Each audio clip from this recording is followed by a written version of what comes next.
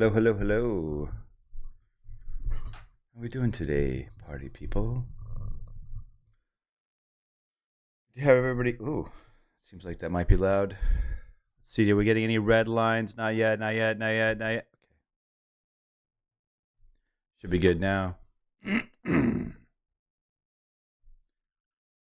So today, hope everybody had a good week. I did. Can't talk about it, which is such with this industry. What'd you work on today? Code red. Can't talk about it.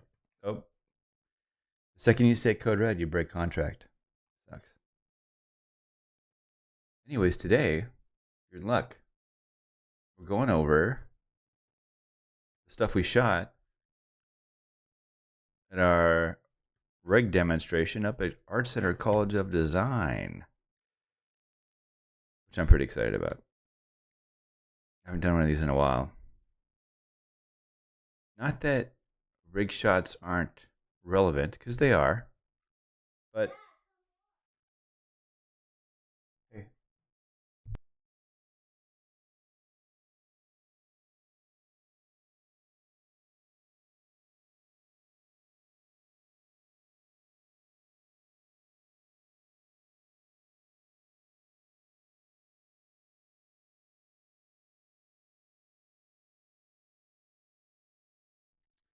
we're also playing the role of dad today, so that'll be fun.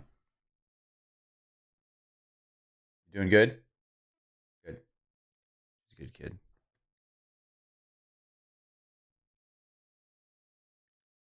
So, rig shot's still relevant. Not really awesome in terms of time consumption. They're more of like um, done by professional rigging companies, I would say, is probably what's more relevant. Um, you know, it's a lot of work. It takes a lot of effort, a lot of time to put this together for yourself. So normally when I do stuff like this, it's on a racetrack and it's a one-off. So just because the amount of time and work and effort it takes to actually execute one of these. But with the whole crew on at location, you can definitely they'll usually have more than one vehicle, and you can rig multiple cars, and then when you're done with one shot, bring in the other car and do the next one. So it works out that way.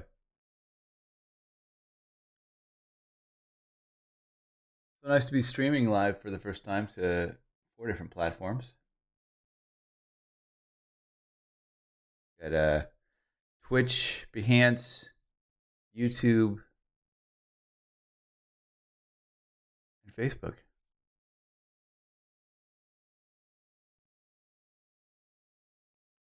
Allergies, because when we get old, everything sucks. Anyways, here's our. I think we could call this our sharp shot. Not that we're gonna need it, but I always like to have at least one in here.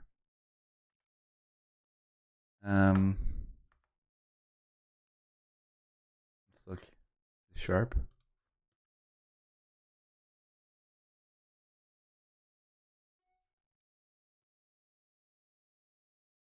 It's looking like it.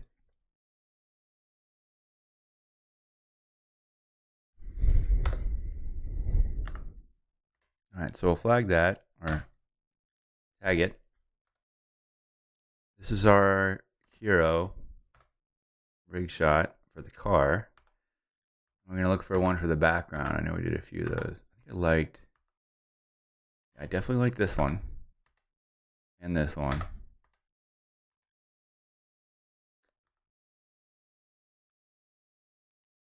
Yeah, I feel like we definitely get what we want out of these two. So I'm basically looking at foreground here, looking at this line here. So I want like a nice sharp line that continues with the curb. Makes it look nice and juicy and sharp.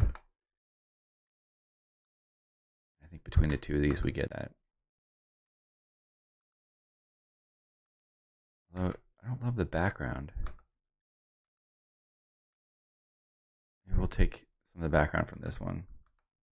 This one we lit. This is our door here. And I like a combination of these two. I like this here. I like this here. Mirror looks good. All that stuff. Lots of detail. So mark those. Typically with this stuff, unless there's like massive detail I'm pulling, I'll just export these as is without doing much. And we'll let's see. So we'll go to our starred dude. Welcome. Thank you for the compliments. Appreciate it.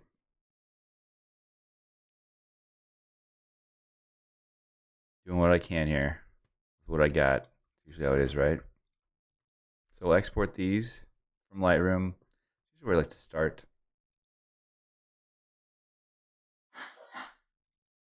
Bless you. You okay? Your nose fall off? No? Okay, you're good. You're good. She's a good kid. We got our rigs processed. Just go straight up TIFFs here. No file, change in size, 8-bit, resolution 300. We're not going to resize any of this stuff. Here we go. Do our export.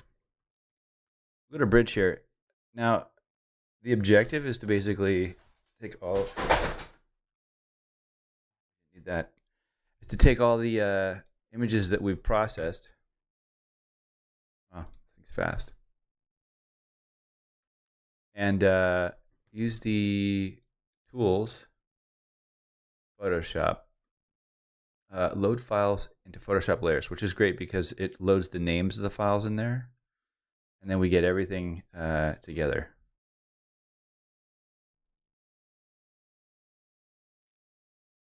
So it's bringing all our stuff in here. So we got all these layers loading up. It's pretty nice. Pretty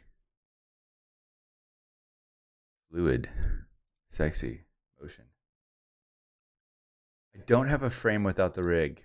So I'd framed up on my camera the shot, but I never actually took a photo, which is fine because when I had done this demo, I had mentioned that I would normally do a shot in a crazy situation of the car without the rig as close to the angle as I could for reference. This stuff in here, these trees, all this stuff, isn't going to be that hard to remove, and you'll see as we go along. The challenge would be, although you know it's weird that there's an old TV antenna at a prestigious art college. Anyways, it's probably an art piece, right?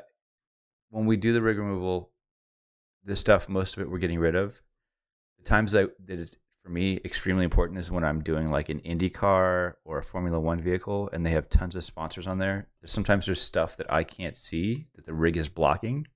It's extremely essential for me to get rid of or to bring back or to recreate. And that's when it gets crazy.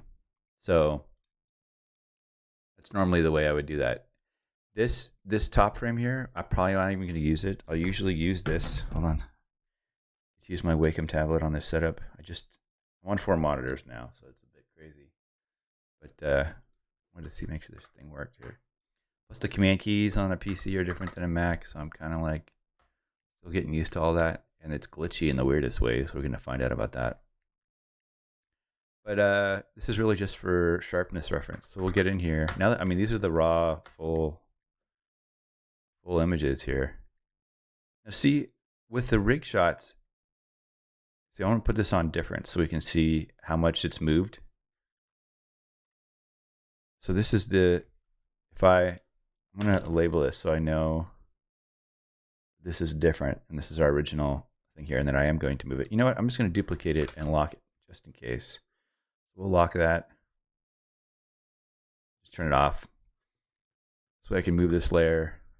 The biggest nightmare is having moved layers and then not being able to go back. Why is this command all of a sudden?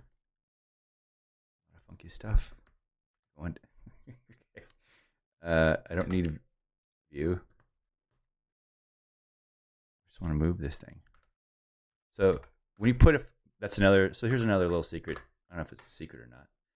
But basically, when you're in Photoshop and you put a layer on difference and you move it around, once it's exactly over the layer underneath it, the image will turn completely black. You can tell there's things that are slightly off by the pixel. So now again, one of these is in focus, or one of these is static, and the other one is the rig shot. So that's pretty damn close. I mean, I'll be honest, like normally it is not this sharp from a static to the rig shot. So like if I go to normal now, normally frame to frame, you'll have some difference because the camera moves. If not overly difference. We'll try and move this layer around, although I'll duplicate it and lock it so I know that's the original. I'm going to take this one, just line it up. We're totally black.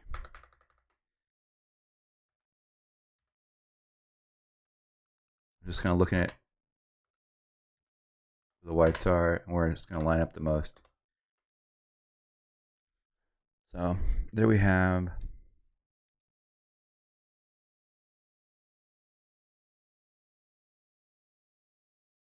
this is still my favorite one. So we have this one, which is my hero. So I'm going to bring this one all the way to the bottom. I'm going to lock that. I'll turn these off because the rest of these, this one's for the door that we'll paint in later. We're going to group those, call that door. Turn that off. And the other one is for, these two are for the backgrounds. I think we were going to use part of the door to just kind of, the door image to like fill in this little area here. I'm just kind of looking at the foreground here. So what I do like is, I like this one. So we're going to kind of make this my hero. Lock that one. I'm going to unlock this one. I'll put it in its own folder. Hero rig.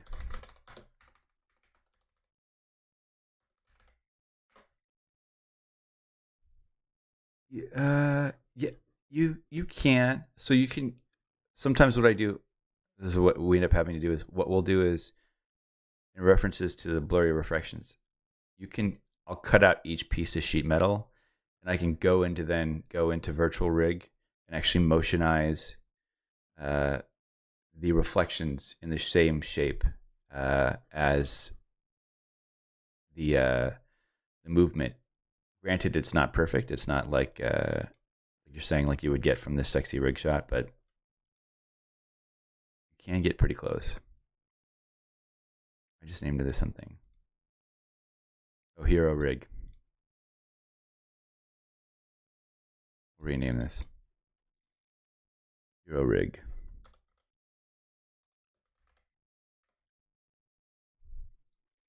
There's the door, the hero rig.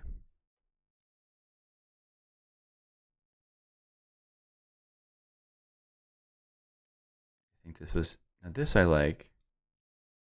I think these are the grounds, right?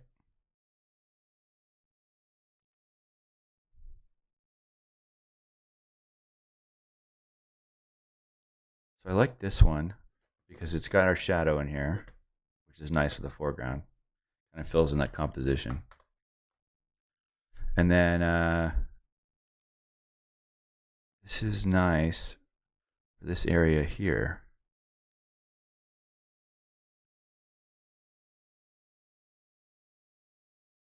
Yeah.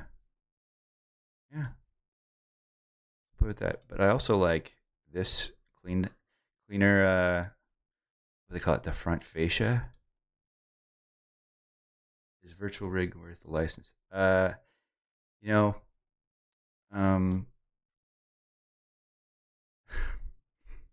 you're talking to somebody who's, I don't know. I got virtual rig.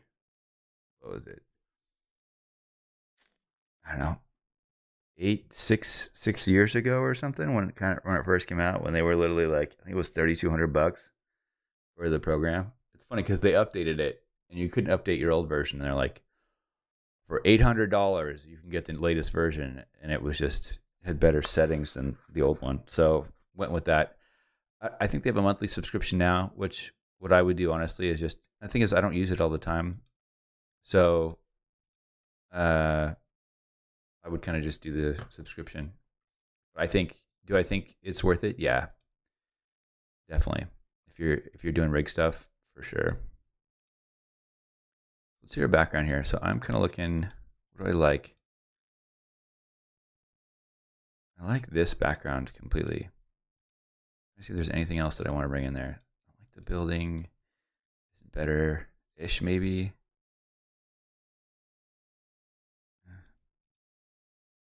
We have to. The thing is, we have to kind of decide what our image is going to look like now.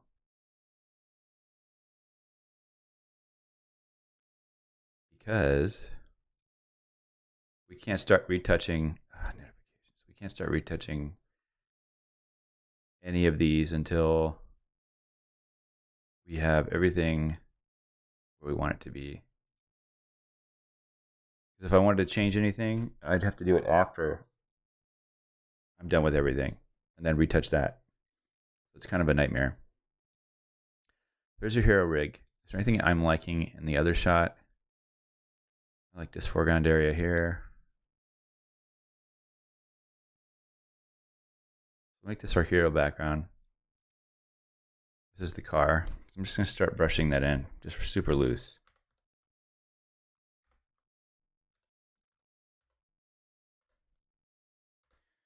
Quick mask mode. I make my own brushes with these.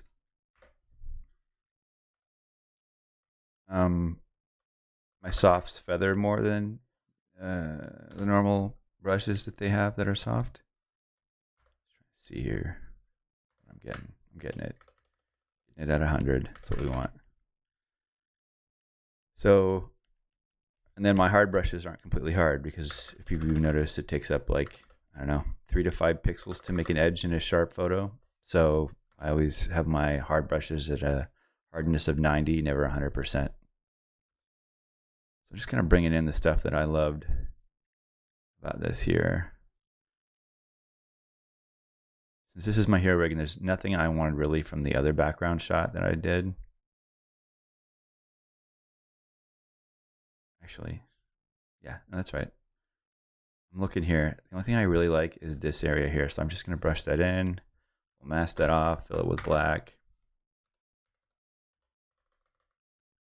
Come in here and we'll just start brushing this area in.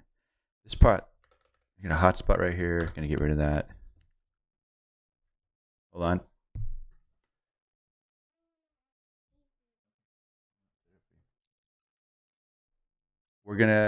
I'll be right back. Gotta set up the television.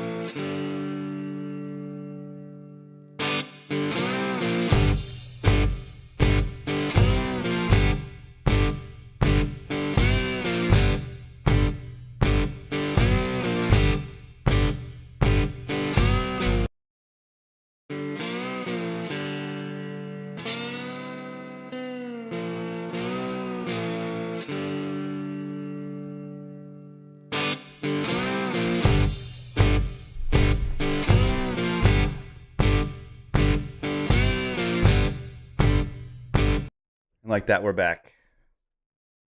Thanks for being patient, guys. Okay. Right. Wacom tablet pen. So we're bringing this part back in because I like it. But there's this part I really like, so I'm going to keep that. I have the other part.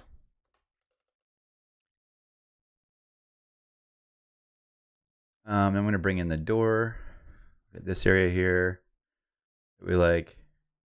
I like the bottom part here, so I'll brush that bottom part in first. Create a mask, fill it with black. One thing I've noticed as I see, like this window here is really hot.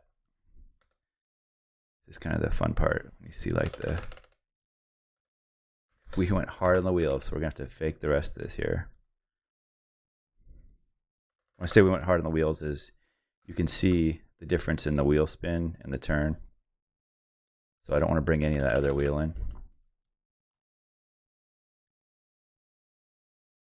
Actually, the original that was there, that's kind of nice.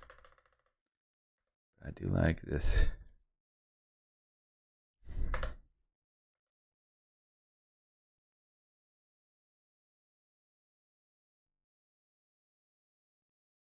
We'll bring in a little bit here. This is the top part of the door.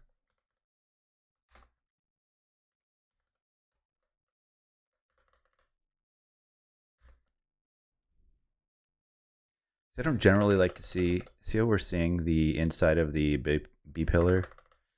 I like the white reflection on the door. I just want to kind of see which windshield I like the best. There's something nice about that because it's not like blowing out white gunk. This one. See this one. This is closer to what's actually there. I'm gonna try brushing some of that in and see what it looks like. A lot of this is kind of like picking your favorite parts and pieces and putting them together. We'll find like a happy medium between the two of these. I think what I'll end up doing is just kind of brushing in my own cleaning up. Just gonna check that.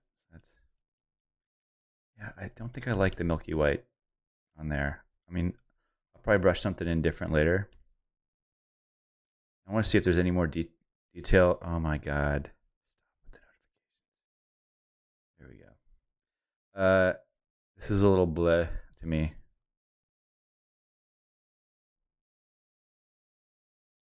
We'll see if we have anything else with something pretty in there. The original, nothing that gets me excited. So for general composite stuff with the rig, I can be halfway on. Well, I can't be halfway on. There's something going on here. Hold on. This is the. So as I'm turning this on and off, I'm looking. Here's where I'm looking, right here and right here. There's a little some magicness that I kind of want to bring back a little bit. So we're gonna do that right to the mask on the folder. And bring some of that back in.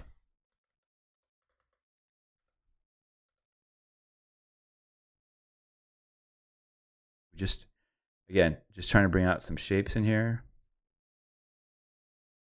Too much. This will have to make black because it's all old plastic. Get rid of that stuff. It's kind of nice. The other thing I'm noticing is, maybe we can cheat this a little bit, is if I turn, I don't have a photo without the rig. See the shadow from the pole? It's being cast right onto the wheel. I think that I'm seeing it right there, so I want to get rid of that.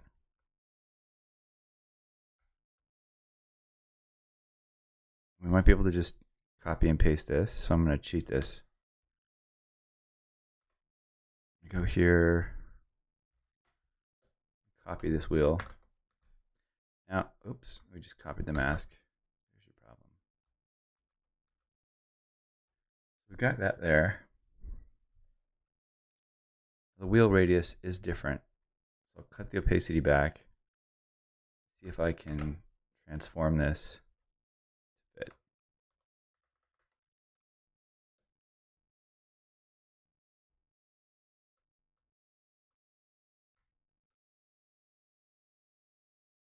Here we go with the wigging out Wacom tablet.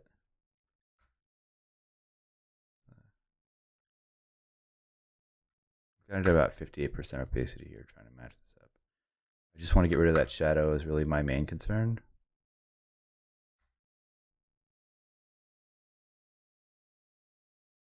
Use a little skew in here to try and match a little bit of the oval. Funny how there's always things you notice when you're retouching that I never see when I'm there. Things like that particular shadow. Granted, let's be honest, that iPad was a little hard to see. I think that's good there. I love that highlights are looking juicy on that. So I'll go back to 100% here. It's pretty lined up. I like what's going on. Although you see the shadow that's coming in from it's being cast. Play with that a little bit too. I'm gonna fill that with black and just brush in what I want. Let's start at 30%. Opacity.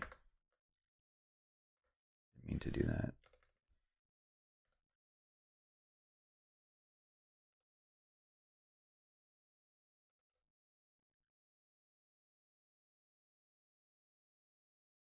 I love the extra little white zigzaggies we're getting in there. It's kind of my favorite part. But I see a little bit of this, the old wheel right there. Pretty sure we want to get rid of that. But I love the extra pizzazz we're getting from there. But see how we're starting to see the shadow being cast? We'll get rid of that.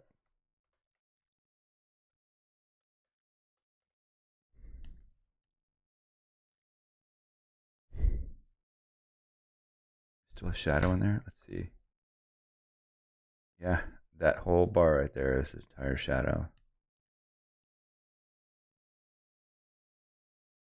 I think what we'll do, since I like that, we'll just have to use curves to kind of get the rest of this to be what we want. Just kind of lighten it up a little bit overall.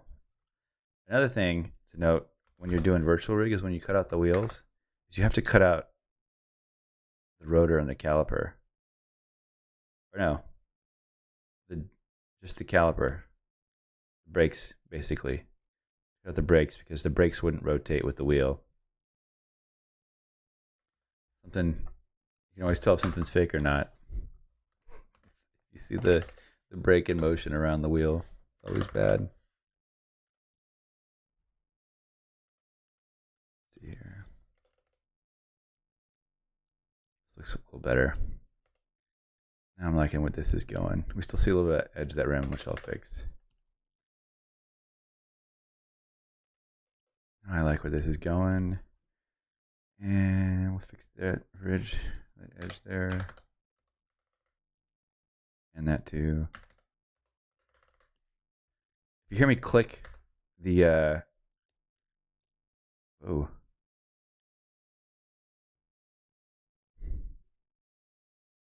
Something just went crazy. I want to get rid of all this stuff.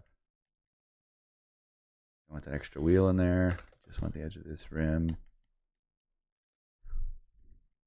All right, so clearly this ghosting of another wheel is from some other layer. So we're gonna, there, that's where it is. Found it.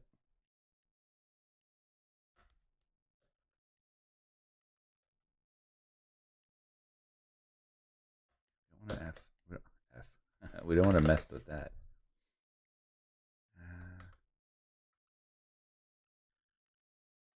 So when you hear me switch to foreground background colors and then fill, it's because I'm hitting X. I always want the default colors. I hit D, X to flip my foreground background colors to just be 100% black or white when I'm painting on my mask. That looks good in there. We'll have to mask that out. These door pieces out anyways.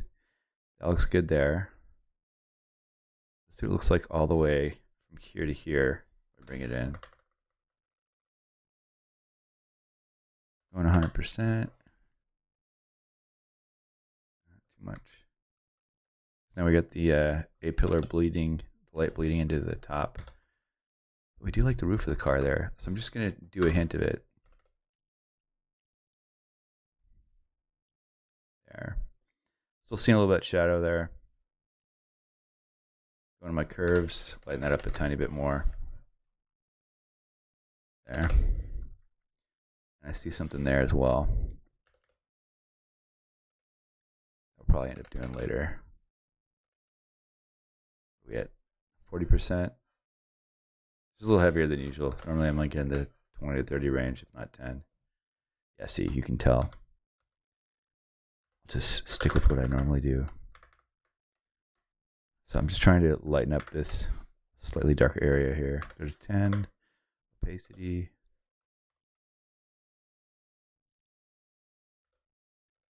And do it without seeing it. A little bit of that there, that there. It's like ribbing or something. All right. I'll save this. Got my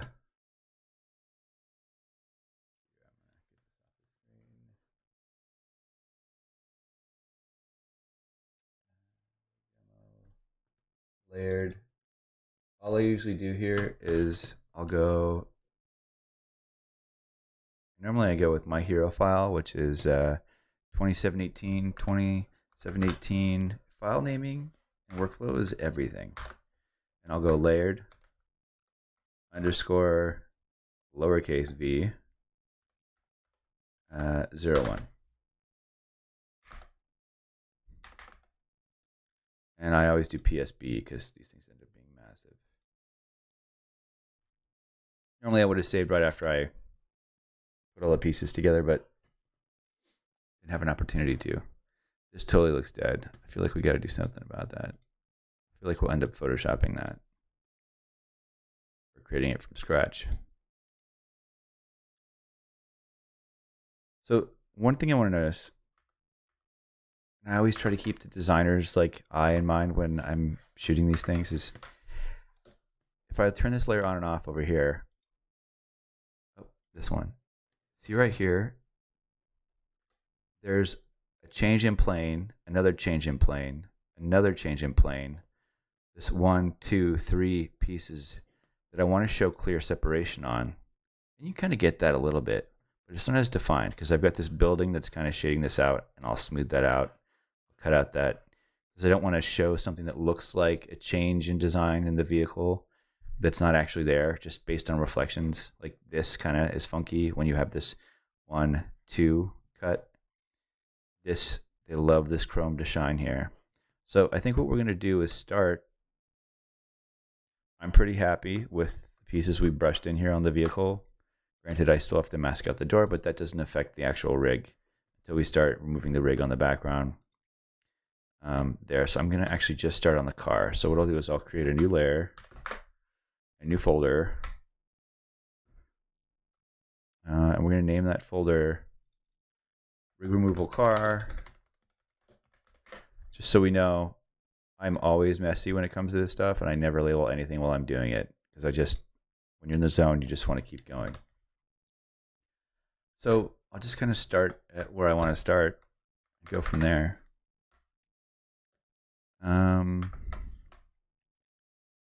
This is where we get into kind of the nitty-gritty. I'm just looking at so here's another funny thing with rigs. You can have a part on the front of the car that here that's completely shart. If you have any shart on your shots, please delete them immediately. These can be sharp. This can be sharp here, and this can be completely out of sharp here. With rig stuff, when the camera's moving while it's bouncing and you're exposing, the center of the image is usually the sharpest, and then everything else slowly starts to get soft towards the edges. So this here, I'm going to kind of just start brushing this out. Use my main soft here. I have to use my mouse to adjust this. We'll just start using kind of broad strokes at like 20, 30, 40%. I'm going to start covering this up here. I'm using my little sampler tool. I usually like to use the 3x3 average. I'll go to my ink dropper, 3x3 average. That's what I want. And all layers sampled.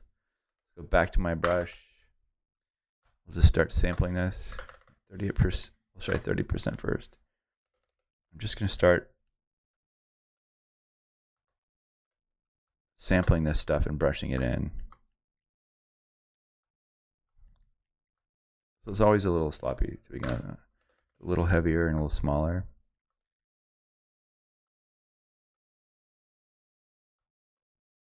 And I'm just focused on this part right here. I'm getting that to where it's kind of blocked out a little bit, and then I'm going to mask as if it's its own piece now. We've done that. I'll go to my main hard brush, and just so you can see what I'm talking about here with how I do my brushes. This is 90%. Nothing, unless you're working in Illustrator, nothing is 100% sharp. So like if you look here, there's 1, 2, 3 pixels making up this edge. Same thing here, 1, 2, 3, 4 pixels. So nothing is ever 100% sharp. What I'm kind of starting to do here is just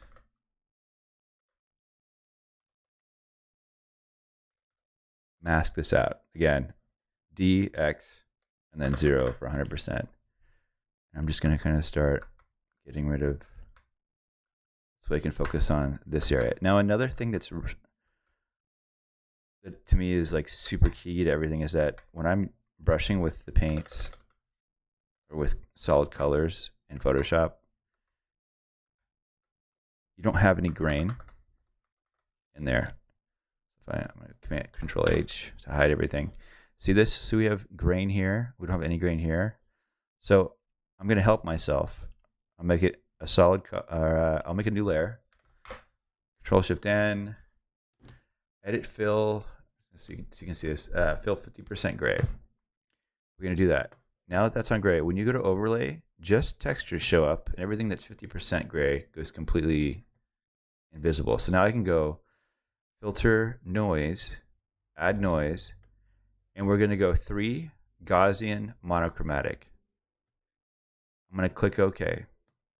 Now it's super heavy compared to what was there before, so I'm going to go to 73. Don't ask me why. And I'm going to go to filter, blur, Gaussian blur. I'm going to go to 0.3. Try 0.2 and see if there's a difference.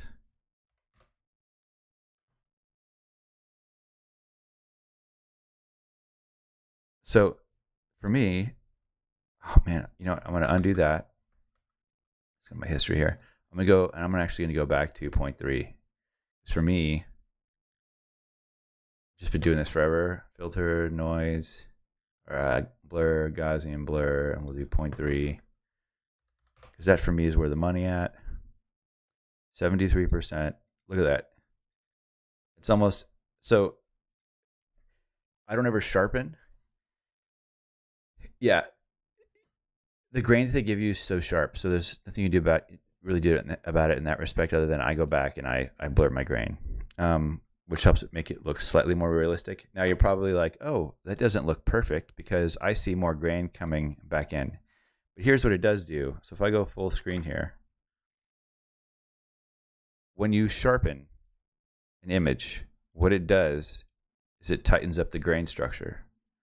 So by adding this grain here, I've done half that job for it, and I have full control over that aspect of it. The thing I love about Photoshop is more control the better. So see if I start to come back on the opacity here, notice I can see the difference between these two. But as I come up, for me, 73 is the magic number.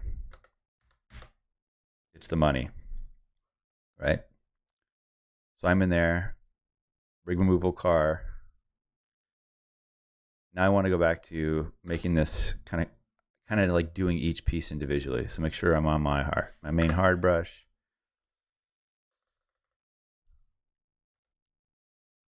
I just want to kind of get the rest of this stuff out of here.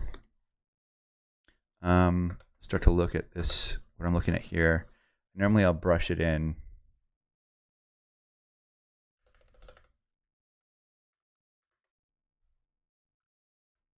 from the inside. I'm usually always masking from the inside. Now notice the color difference there. What I'll do is once I've gotten this completely cut out.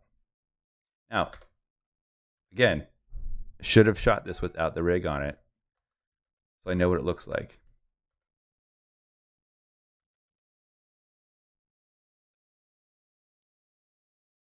I'm going to try and guess here. This is probably what that's going to look like, just based on the design over here. Now, color's different, right? So what I can do is create a new layer, go Control-Alt-G, right, to clip the layer to it, and then what I can do is I can brush, sample the color that's here. I'll go to my soft brushes, 20% opacity. I kind of want a little, I always do wide. I never do like a full circle here. What are we on, 20%? Sample that. I'll just start to get that in there to fade it in. Make it start to look like, until it starts to disappear and I don't see it anymore.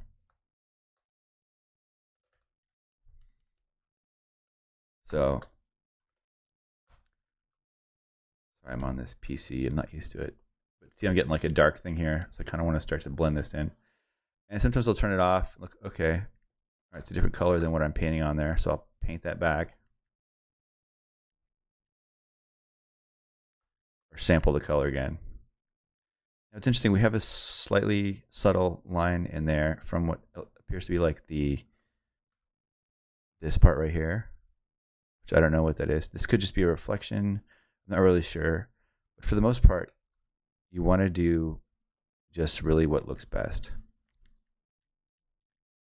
So I'm kind of matching that in there. I'm going to go and I'm just going to do a solid color. Yeah, that's not what I wanted to do. Get a new layer. I'm going to brush this part in slightly darker just so I have this as a separate layer that I can then, oops.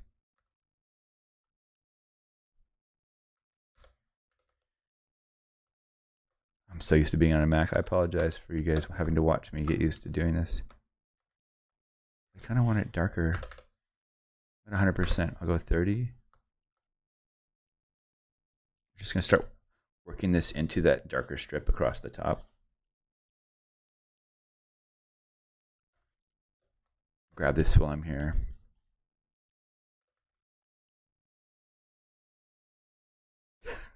You know, I did the 3D thing. It's funny. I actually have, you're mentioning the 3D aspect of it. I shot this car on a back plate. So what did I do? So basically, like for me, the biggest challenge was CG, and this is getting everything to look real at any level. So what I've done now is I've gone and I've done tests where I've shot this car on a back plate. I shot the back plate by itself, and then I shot an HDR of the back plate, and then dropped the CG car in there. And now what I'm going to try and do is manipulate the CG to look like the real life photography, and then see if that particular difference that I'm seeing visually can be replicated into other projects. So it's kind of like reverse engineering the entire process. So I'm going to fill this with black. Just start brushing it in these parts here. Now I'm doing this way because I'm explaining it to you. Normally I would just, if you watch some of the other YouTube videos, fly through this stuff, but I'm explaining everything. And I'm doing it on a PC for like the first time, so it's a bit of like playing a piano you're not used to or something, I guess you could say. So I'm kind of keeping that other dark line that was here underneath in mind as I'm doing this.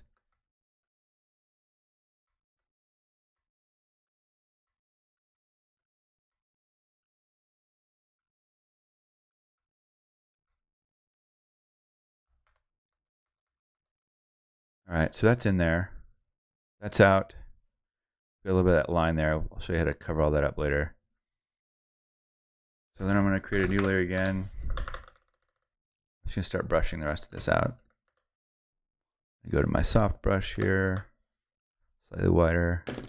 Want to So I'm basing the size of my brush, the width, on the angle of the mirror.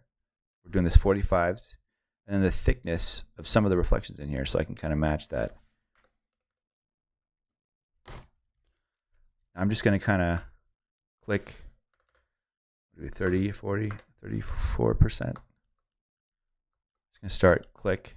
Now I'm sampling and brushing, go heavier. I can get away with it. And I'm going to go underneath that dark strip that we have there. And a lot of times, what I'll do is, I don't know, if I'm on like a deadline, I'll just use the stuff that I'm airbrushing over the stuff that I shot because it'll be faster. Like, I want to get rid of this spot right here anyways, so just do that. Keep a little bit of the gradient and the window in there until we kind of can't see the rig piece anymore.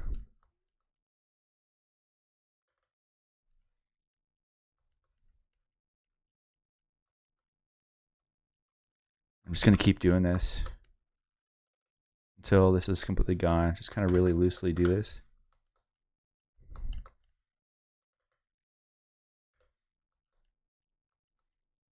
Yep. I'd originally shot myself in here and dropped. I was going to drop me in there, but you can't see me because basically there's the difference between the reflection or amount of reflection and the amount of opacity through the window. And this was even shot with the polarizer. So I should have been able to see through this entire windshield. I'm going to go a little heavier here because it's all kind of the same tone.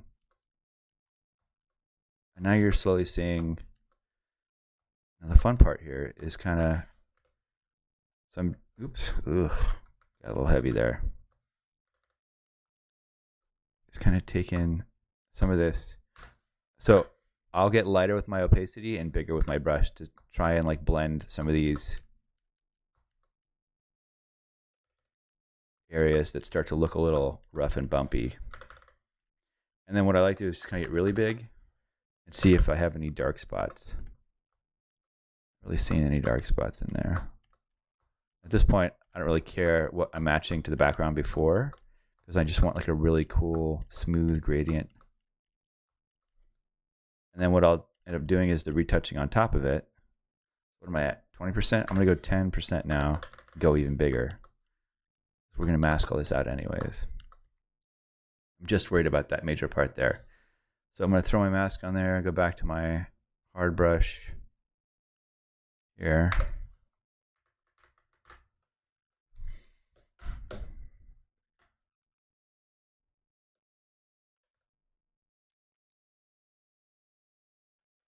And the headset's dead, so there goes that idea. So again, I'm just going to fill this with black. Just brush it in where I want it at 100%.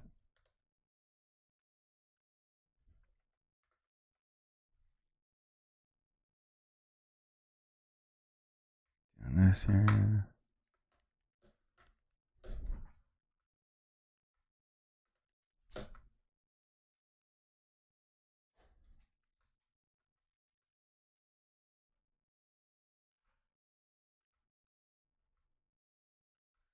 Getting this close here. That layer's underneath, right? Yeah. So we can kind of get a little sloppy here and fix it with the other one. You can see, I can see the lighter spots in there that I'll go back to and adjust later. But for now, it's just kind of a matter of getting rid of stuff that's here. So we'll paint this part in here underneath, which is basically I believe the reflection of the top of the dash on there.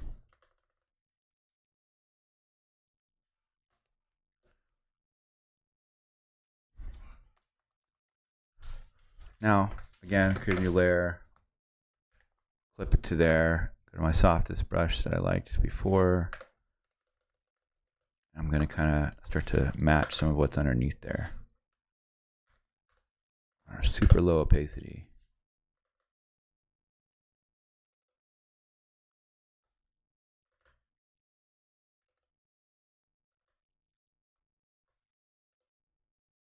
Hmm.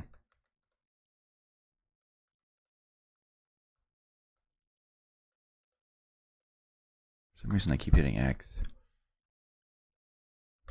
Got a heavy breather in here. You right, Mackie? Dog loves air conditioning. Unfortunate for my bill. All right. Kind of looking at this here and the separation. I kind of want it to be not as noticeable, so I'm going to go back to here, create a new layer, flip it to it, and just start to like mix these two together. So I've got a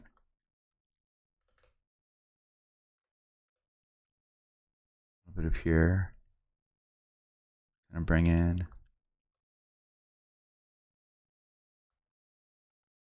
Notice this part here can be lighter. I'm going to go to this thing, start brushing this lighter area into here.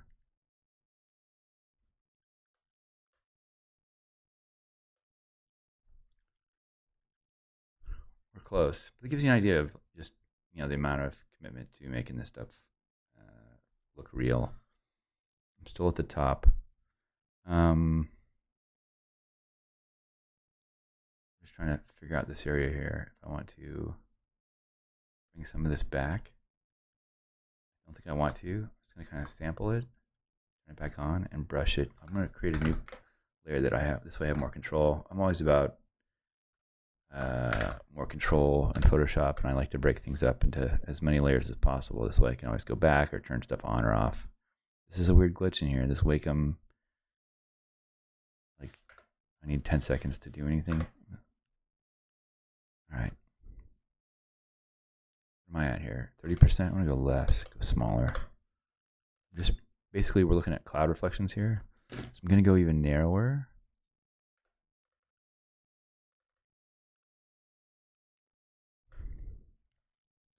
This opacity, let's check underneath again. Get some of this lighter color in there. I feel like Bob Ross a little bit. Just slightly paint in the clouds. I don't get too sloppy. Just see, we got a dark and light. I'm gonna undo that. Back to just a light 10% here. Just matching the brightnesses at this point of the stuff that's on the side. All right. Looks looking pretty juicy to me. And I think we'll finish out. Let's go do the roof for a change of scenery. So I feel like we'll do this. We'll name this windshield here.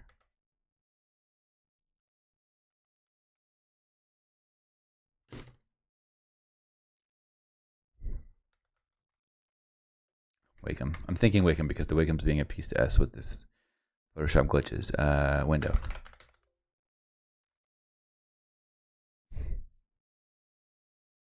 What the hell just happened? Did it freeze on me? Window.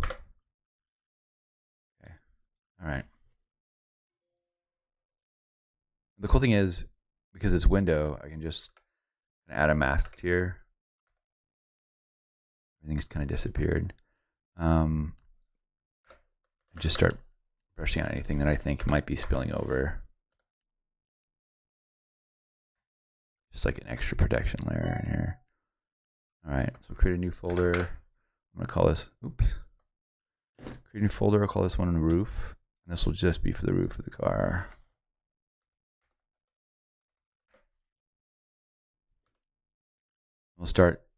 I'll create like a super narrow brush here. I'm not seeing it, it's my caps lock on, there we go. We'll change it to the angle of the roof, make it smaller. Again, we're just gonna start brushing all this stuff out. Now, you're probably thinking like, I don't know, why don't you just stamp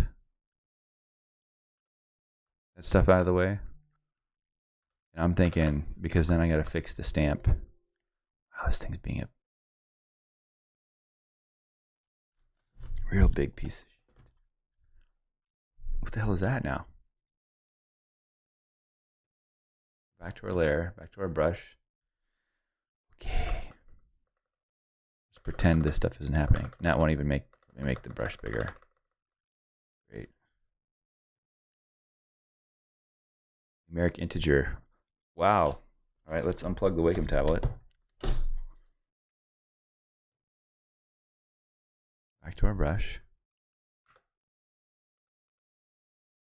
Plug the Wacom tablet back in.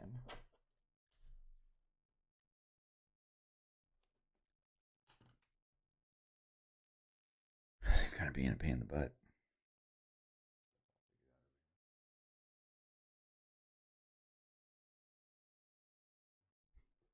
How you doing, kiddo?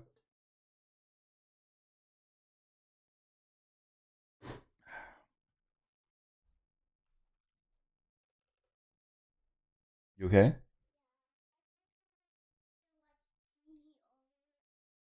All right. Okay. Be right back, guys.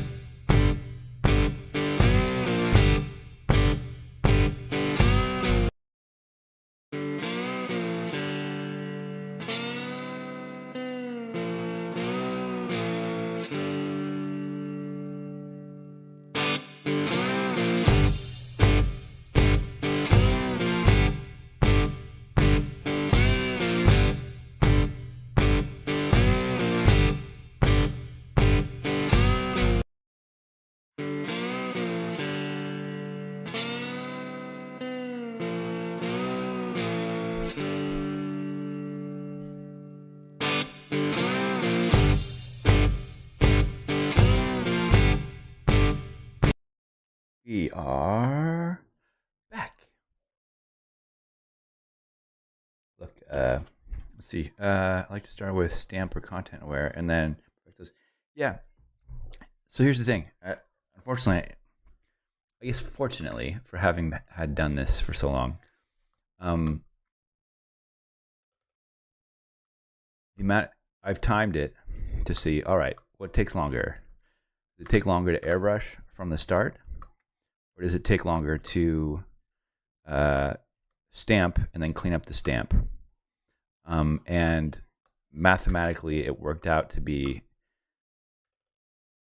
airbrush from scratch, fix the airbrush rather than having to do something that Photoshop does using algos and then fixing that. It was always faster to just start from scratch. Same thing like with the beast that is cutting people out and hair. Hair was always cut the entire edge of the hair off, just completely cut it off, hack it off completely, and then go back and brush, literally use paintbrushes to create hair, which I'll do on a completely separate episode of how to cut out hair. Literally, it's so much better to just recreate the hair than it is to have to cut out the hair properly. Not even worth it. Not even worth it.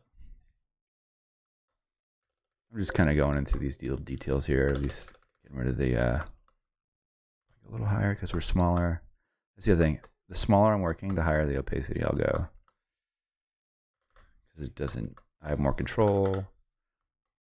And I'm just sampling the areas around. Brush. I know it says roof. I got to stay on the roof.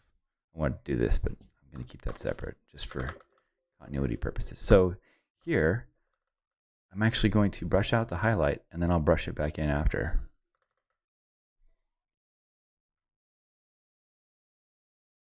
I'm just kind of slowly getting rid of this thing here. This way I have full control. It's all about full control over everything. I'm just shift clicking here. Shift click, just cover this up. Plus, I feel like that was a little hot to begin with. So now I'll slowly start to cover this back up here. You know what? I'm going to go through this whole piece. Get it all done.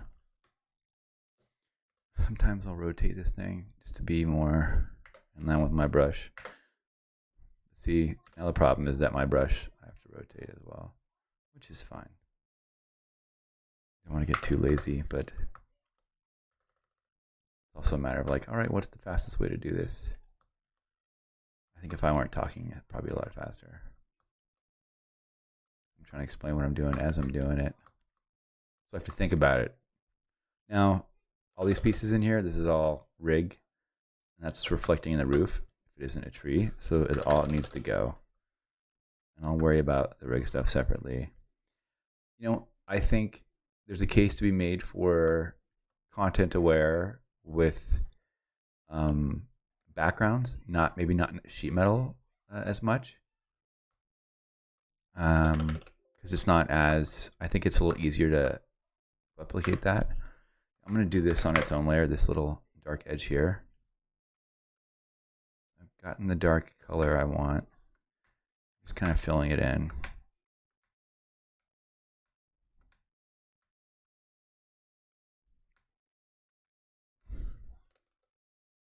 Go a little smarter, smaller so it looks sharper. It's funny, you're even starting to notice the fringe, the area where the RGB, the different color layers don't line up and create an edge. We get a little distortion in the lens. Now, yes, I'm using, I know the folder is called windshield or roof, and we're touching the windshield now, but this is just the edge. So that I'm okay with because it's still on top of the window, which is in the order that I'm working. Just kind of brushing this area in here. And we'll bring in that hot spot back in. Where am I at? 30% here? I'm always working in that 20-30% range. Really don't want to go above that. Start working in this area here.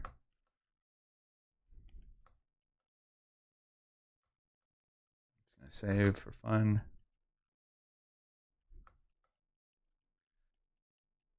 I know the backup in Photoshop is actually pretty good. So if this thing crashes, it's usually always there. I'm going to 60% just because this area is starting to look about to be the same color. So here's another thing to explain. Why didn't I mask out the background from the car to start doing this? Because I'm going to get so detailed with the rig removal that I won't have to as much, and it won't matter.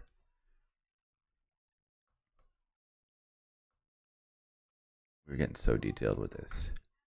Where are we at 60 now? Pick up this dark area just because I like it.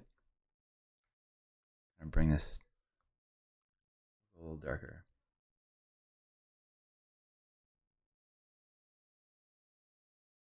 Why is it looking lighter? Darker. There we go. All right.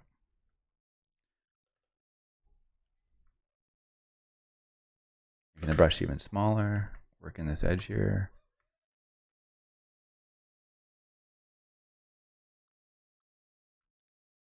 I think you guys gotta understand what this stuff is. It's all kind of subjective, and this is what works for me. Everybody's gonna kind of have their own way of doing things that they like. This is my jam. So I'm just gonna kind of back out here and see what this looks like. See, it's starting to look pretty freaking smooth in there, right? I'd say that's almost completely gone. Now, I'll turn this off, the roof, just to see. I didn't even put any of those things I just made in there. Right? There's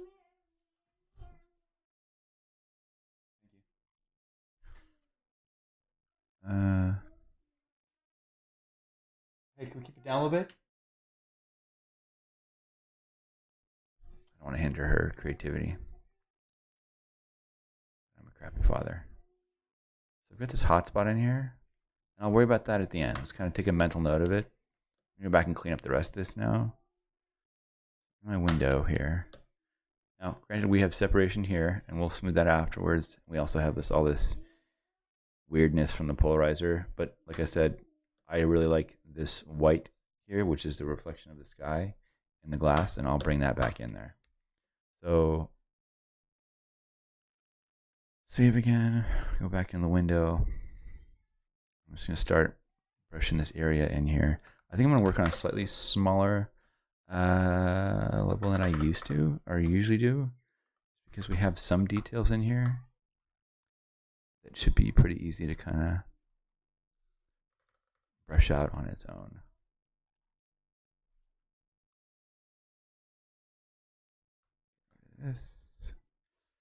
So this is its own piece, and I don't want to be lazy, so I'm gonna make a new layer. And just do this part here. What are we at? 60 again? 60 because I'm working pretty tight. Oh, and we can we'll go bigger, go 30%. I want to go a little bit larger. Just gonna see what's going on here. Using the mouse because Wakeham's glitchy right now.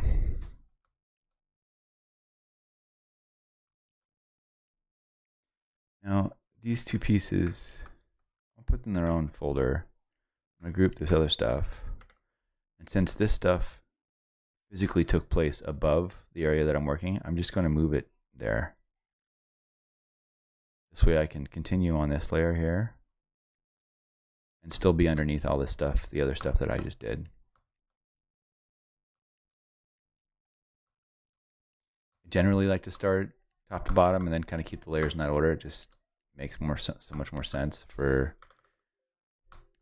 physical. I'm a visual person, so everything's got to kind of match up. So now we get this funky area where we have a reflection of, what is this, like oh. I just realized what that is. That's my fast track. Well, for continuity, we'll leave it in there. But normally I get rid of that. Maybe we'll get rid of it. I don't know. Yeah, so it's my fast track Velcroed. Now that it's there and I know that it's not supposed to be, it's driving me crazy. So we'll get rid of it. All right, I'm trying to get aggressive. So the thing is, you can get heavy. Like I can do 60s here, but I'll be paying for it later when I'm trying to get back to the detail.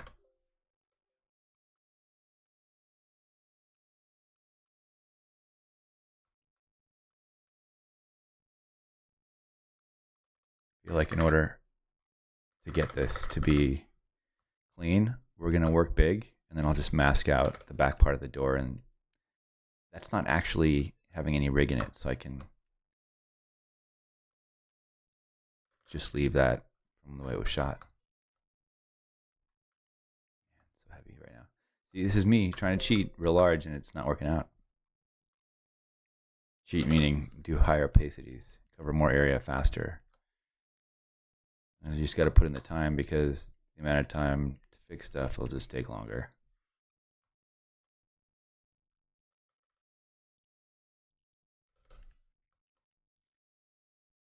I'd say we're making good progress for the amount of coverage on the vehicle. I mean, let's face it, there's a lot of rig on there. Make this a little bit bigger.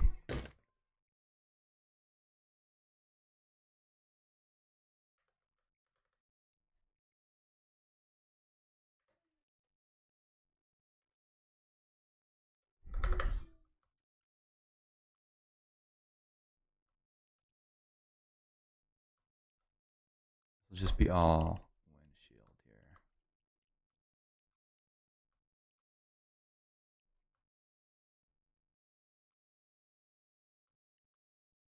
Look, we're almost there. I'm going to make this part just slightly darker than it normally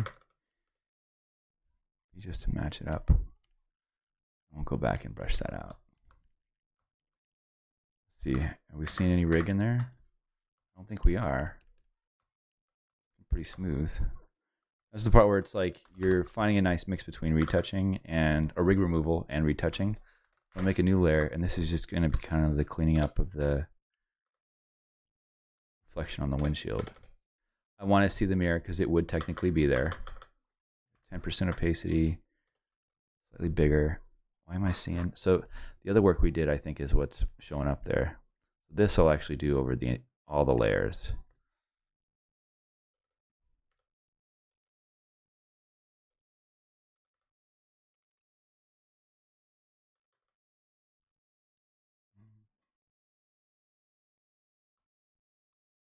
Like this part would typically be darker. We'll just turn this off. Let's see I'm sampling the color. I just want to see how much darker it would be. I'm gonna go to 0 just to test. It's pretty dark.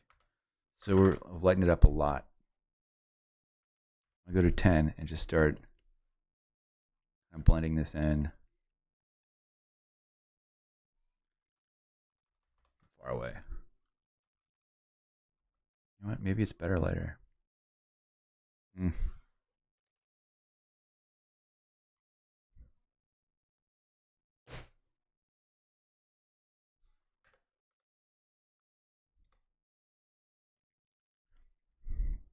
kind of smoothing out this whole thing here. Didn't mean to do that.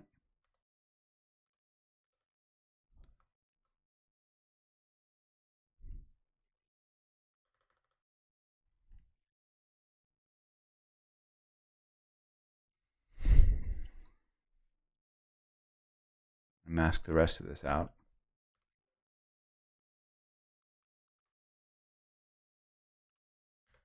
I'm just going to fill the whole thing and then brush it back in. I'll make sure I didn't have a mask there before, did I? I did. That's what happened. Let's see here. I'll keep my brushes. Let's see what that mask looks like. Well, that's just the top part of the windshield. So just for the sake of this, I'm going to fill this part with black. And brush it back in. Just to cover up the parts that I want covered.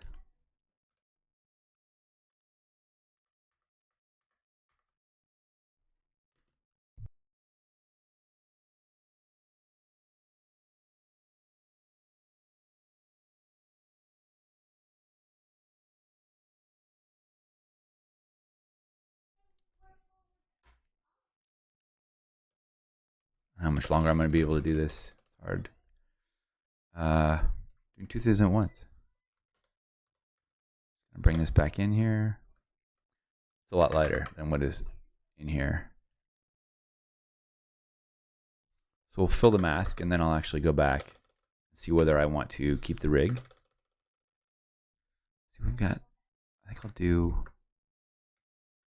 I'm seeing the windshield wiper there. We'll do that separately. We got to stay true to the vehicle integrity / design.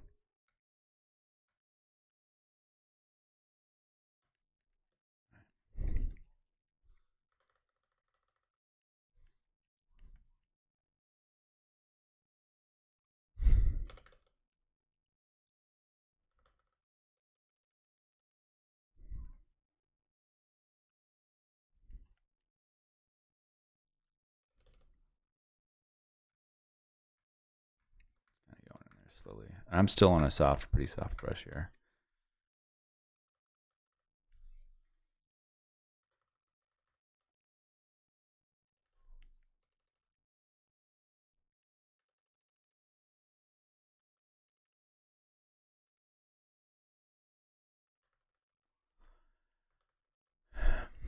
Yeah, so there's a lot of stuff that I'm liking. A lot of stuff I don't like. I don't like that I'm so much darker than everything else that it kind of just becomes this one solid color. And I want to keep the integrity of down here, which would be darker. Another thing that happens is you don't realize how much of the actual rig is reflecting all over the car. There, there, there. It's everywhere. Sheet metal's awesome. It's a giant mirror on everything you're doing.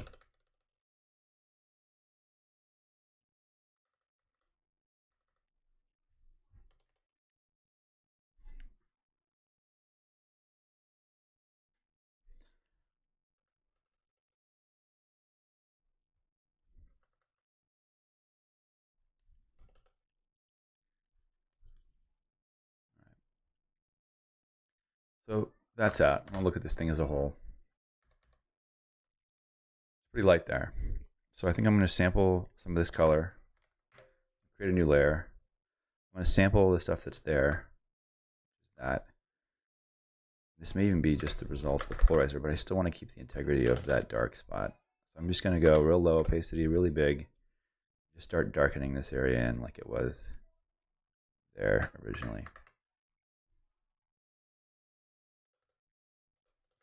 And towards the bottom, I'm going to get really dark.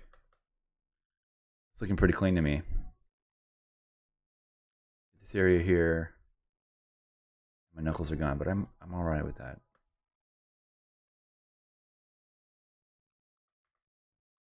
I think we can do this portion as basically the windshield wiper, its own layer. I'm going to turn this off just to see. Well, it's not actually a windshield wiper, that's just the mirror reflecting in there. So, for the sake of this, we'll keep this. And kind of cover that up. What I'll do is at the very end, where I'm looking at the whole thing, I'll come back to this and see if I want any of that hand coming back in there. Realism, or maybe I'll shoot something and drop it in entirely. Who knows? Maybe we'll CG a person in there for shits and giggles. All right, so clearly the mask of this thing is what's preventing me from having this really good time right here. I'm just going to affect that a little bit. Z, X. Just fixing that up a little bit. Bring it back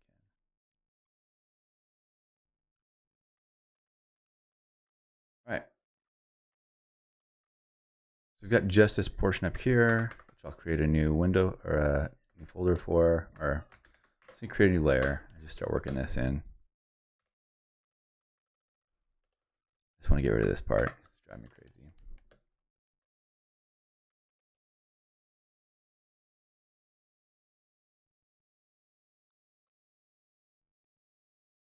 Sometimes there's like a fine line between making something completely clean and keeping a little bit of the imperfections from what was originally in the image to kind of make it look real. Fortunately, it's the crappy things that make something look not super fake. And it's best to bring that back. This appears to be, I want to see a reflection, but I won't make that decision about these two lines here until the very end, until we clean up this window and get all this stuff taken care of. Make a new layer again, just to work this windshield part.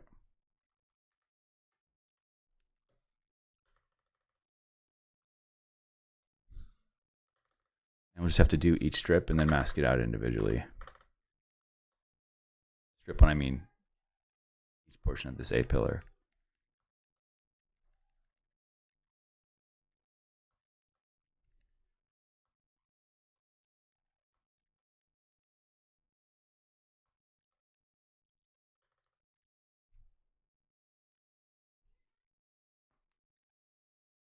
So look at the webcam and I'm like, do I really look like that? I normally have a beard, but it's time to clean that up.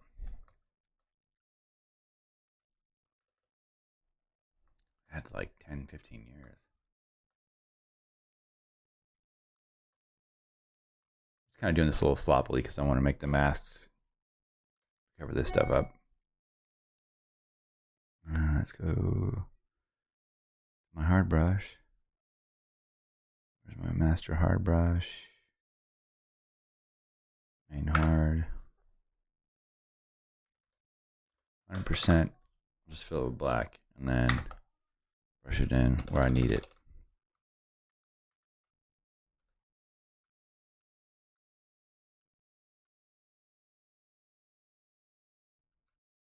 This is like a 3-part dealio here because you have this edge here. So what I'm going to do is I'm actually going to go to the blur tool. What is this on 10? Go to 10. And just give it a little, to kind of soften that edge up.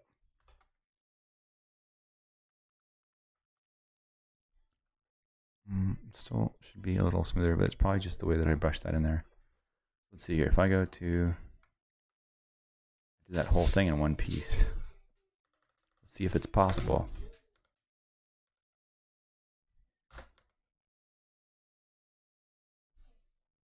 I'm still in my blur. That's why. There's your problem.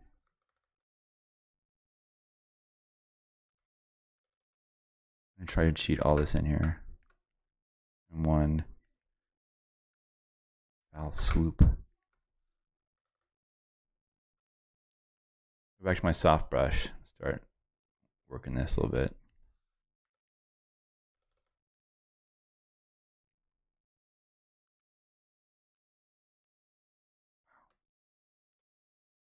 PC keys are so aggressive. Like a commitment. So this might be a case for stamping that out. First I want to see if, I was looking here to see if this grossness was me or already there. There-ish.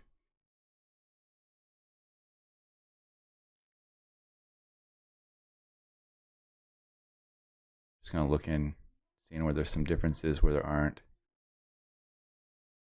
I want to darken up this edge here. Create a new layer, clip it. I'm just going to take some of this darkness and bring it back.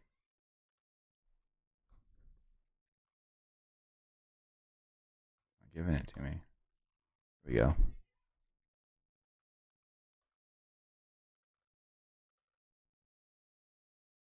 Are we on 60? I'm going to go with 30.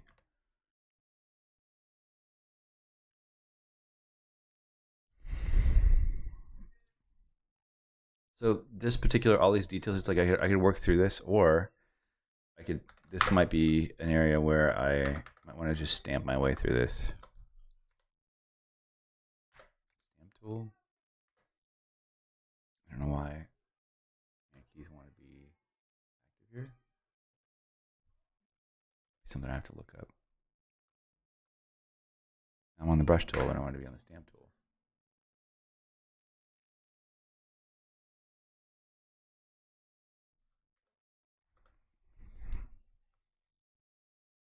I'm on a new layer. There's nothing on here. It's weird. I alt-clicked it and it zoomed in. Command keys are very different on PC and Mac. I have a nightmare going between the two.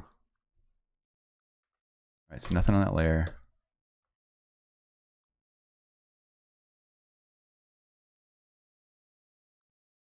So alt-clicking to pick up where I want to stamp from. And I don't know that I want the whole...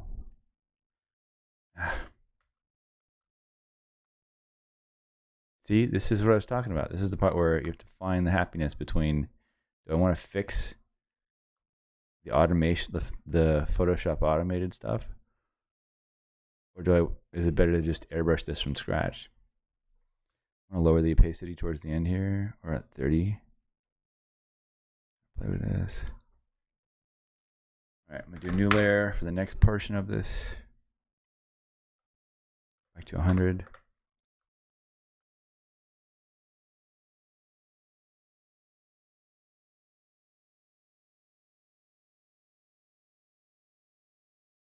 Having a streaming light is like killing my vision here. backlit.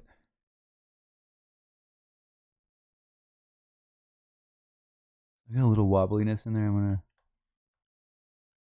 I can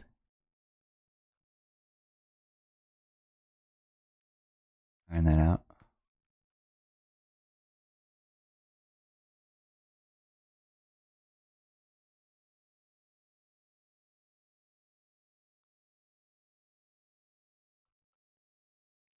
Probably do is at the end I'll go and look at that with an actual like ruler. I'll create a straight line. It looks a bit a bit funkified, I may say myself.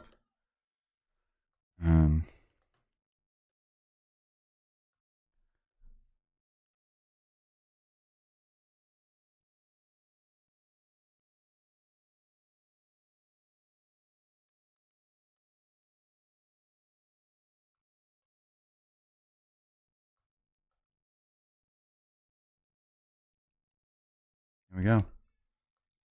Almost there. Normally I'd be so against doing all this on one layer, but it is kind of all one piece.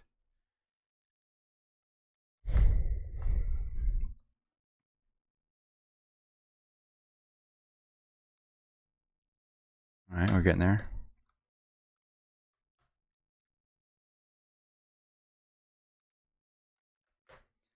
Where we at? All right.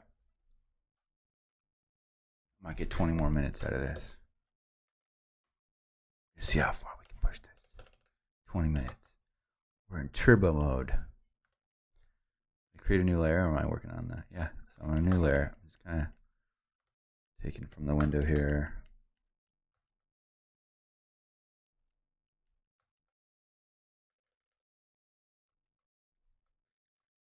Create another layer.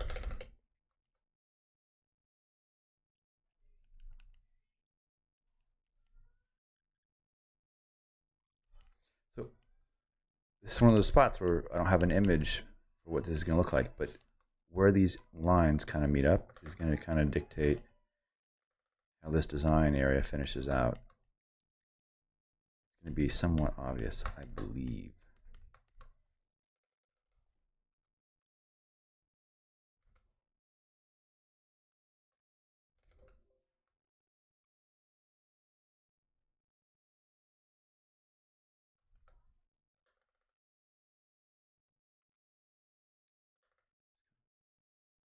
Going through the motion of cleaning this up.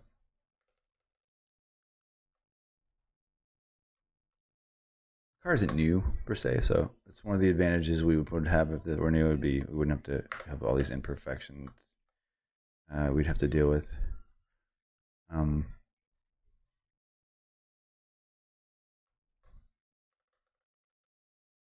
or clean up.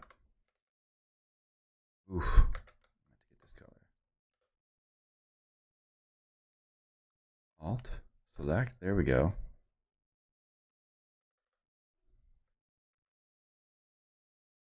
Usually on harder lines, I'll keep the opacity up pretty high. See where this stuff ends and how this works out and resolves itself is pretty much very obvious based on what's around it and how it's going to end, where the story goes.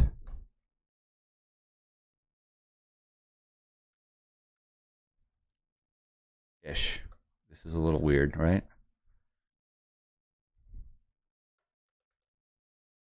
Right. Really need to start having emotes. Nobody really chats in my room. They just, I think this is a stare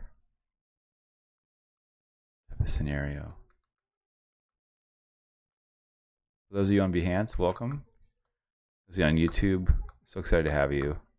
Facebook as well. Super excited to be on all these platforms at once. Kind of exciting.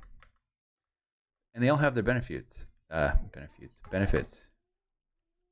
Behance is cool because it's kind of like a global setting, right?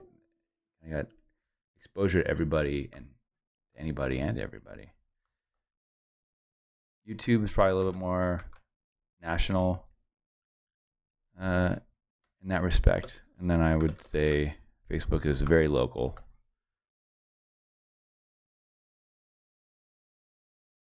Twitch also global, which is nice. I like that aspect of Twitch. I'm going to kind of go a new layer and start stamping some of this trim area here. Oh, stamp. This thing's being difficult. So sometimes what I'll do is I'll go over. I don't like that part. I want that. And ask for that.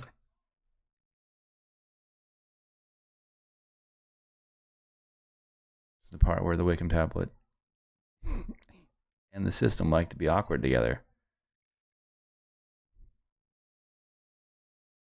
Oh man. Let's use the mouse. Bring this down here. Here we go. All right, I'm gonna do a completely new layer for this area here. I think that's about all we're gonna have time for today.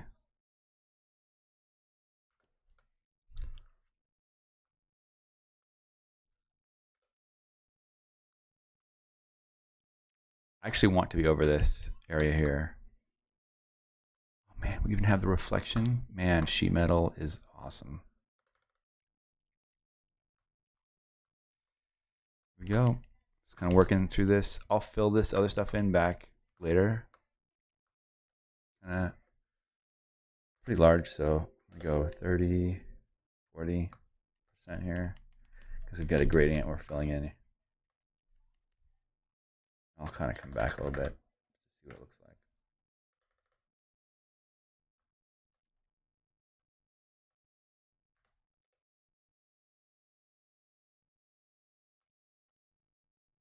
We gotta do all this and here. Ooh, it's gonna be so much fun.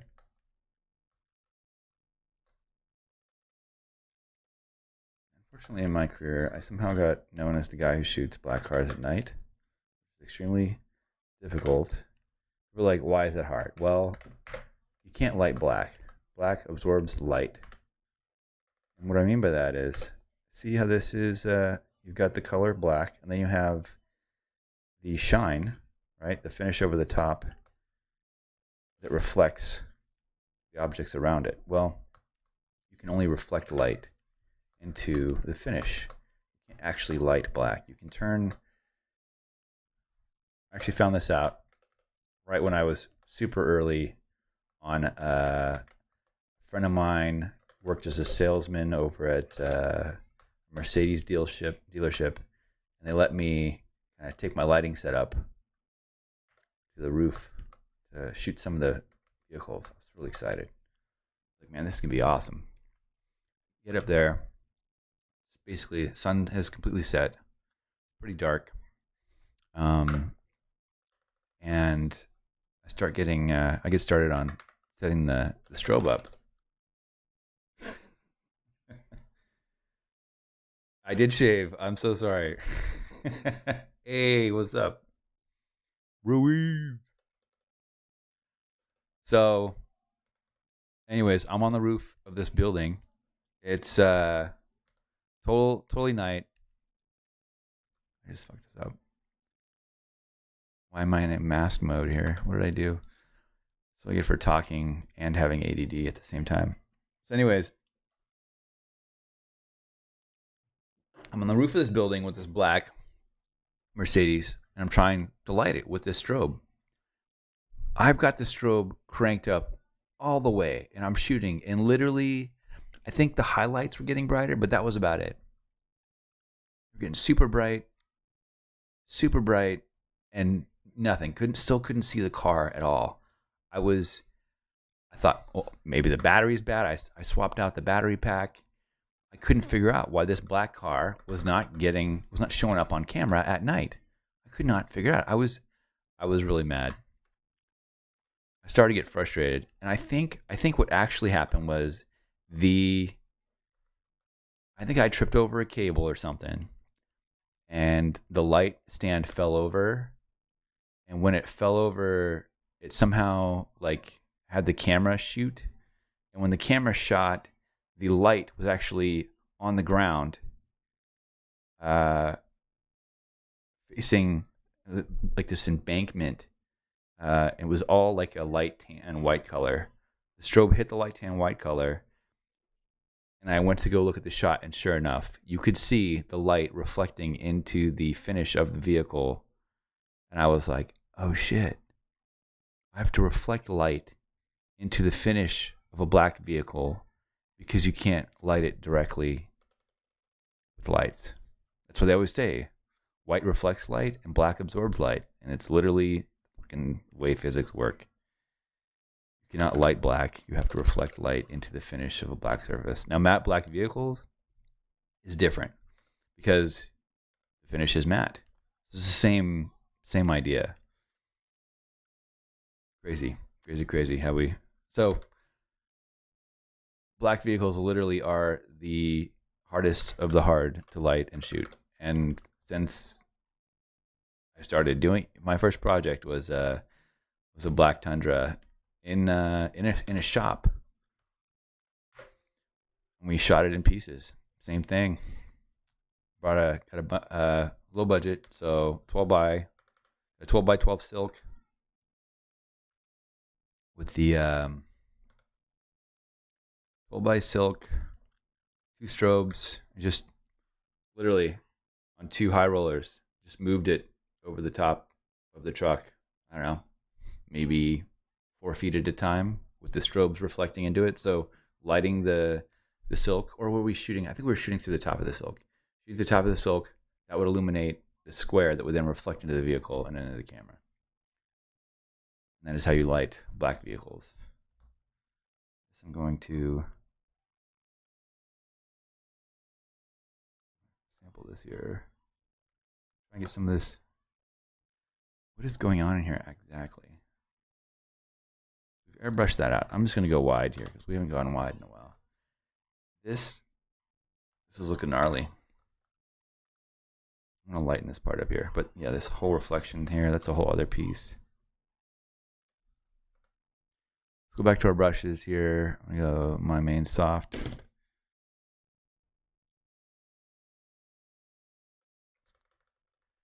This is shadow on. Do I have anything on here? Still getting used to these damn command keys on this thing.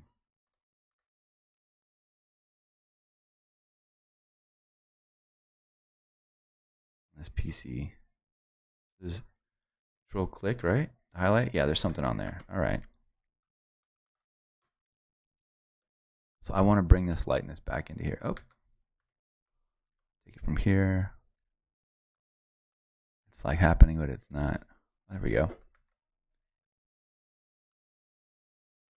Smaller, lighter opacity. Just going to kind of touch that in there. So we're kind of doing a little rig removal, and then we'll do the painting on top. But this whole area solved itself. And now we just need to attempt this, which is also another entirely separate segment. So I've just brought a little bit of light into there. Again, my horrible organization of layers is going to come back to haunt me, as it usually always does. So we just start grouping stuff. So this is its thing. This is part of there too. I think I'm just going to call this section, we'll call this a pillar, since this is all, we'll kind of put this all together. It's definitely, yeah, that's what we'll do. A pillar, a pillar, a pillar. That's how you spell it. I'm not a speller. Visual people here. Once again, moving on. No, I'm sorry, I was saved, dude. I shaved. I can't see my brush now because it's either too small or too big. This is 90. I should definitely see that. So it's got to be the caps lock that's on. It is. See, even people who've been doing this forever make mistakes. It's part of the deal, bro. I'm going to go back into here. I'm going to get rid of this stuff that isn't rig removal. Bring back some of those highlights. That's one thing I hate. You can always tell when something's been retouched because the highlights will be like not completely bright white. There'll be like a ghosted color over them. So I think we'll move on to this portion here. All right, so that pillar's done. Layer 28. Save for shites and giggles. And then we'll just start sampling here. 30-40 range. Kind of want to work slightly further away on here. This is kind of messed up because we have to, I want to be at the angle of the reflection, but also match the shape of the fender with the brush. So I'm going to work my way backwards. We'll start dark here, and then we'll go to the, make a new layer to the light stuff. Come on, wake up, there we go. I'm going to sample this light part and just start brushing over the top here. Ooh, it's bright.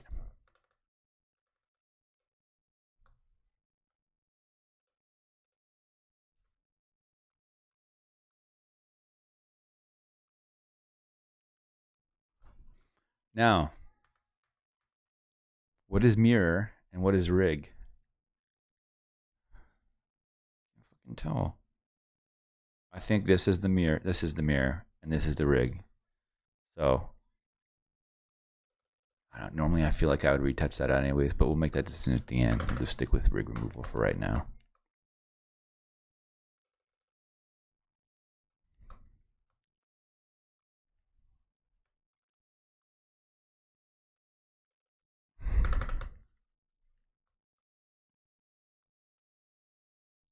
So we got to retouch it out of rig on a reflection, and then bring the mirror back. Awesome. And I picked, normally I don't know, I did a Rolls Royce, and this was pretty easy. But again, I was only using like, it was a convertible. So I had to use like three suction cups, I think is what I did. It was way easier. So we've got this, we'll group this. We'll call this, whoa. I give up with this machine. Somebody, I need PC help. Someone come rescue me. Man, these keyboard shortcuts are gnarly. This is the front, we'll call this the driver, wheel cover, wheel well, driver, wheel, fender. I like that, driver, fender. Throw a mask on there, and we'll start brushing that puppy out.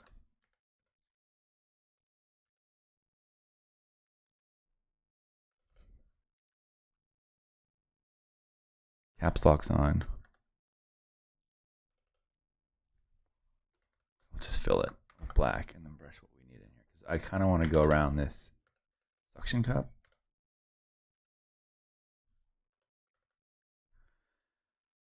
All right, what's going on here? Midtones. We're on the dodge tool now for some special reason. Go to our main hard. I'm brushing it back in.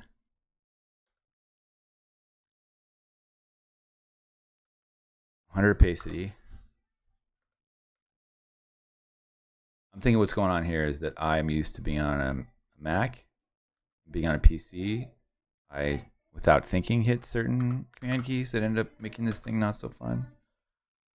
So there's the suction cup, and there's the mirror. So we're going to go.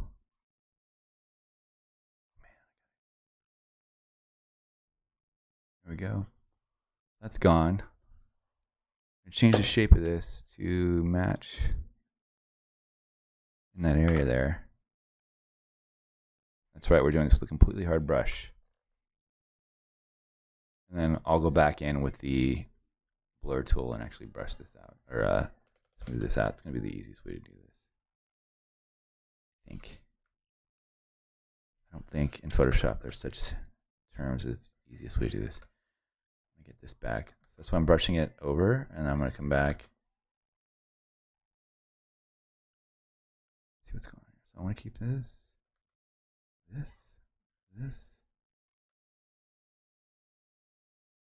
and this. Oh, I still see suction cup. Still see it there too. I have to brush that out. But I got that in there. I'm going to go to my blur tool. We'll kind of let the blur tool do its thing. And then I'm going to make a new layer and brush and do this separately.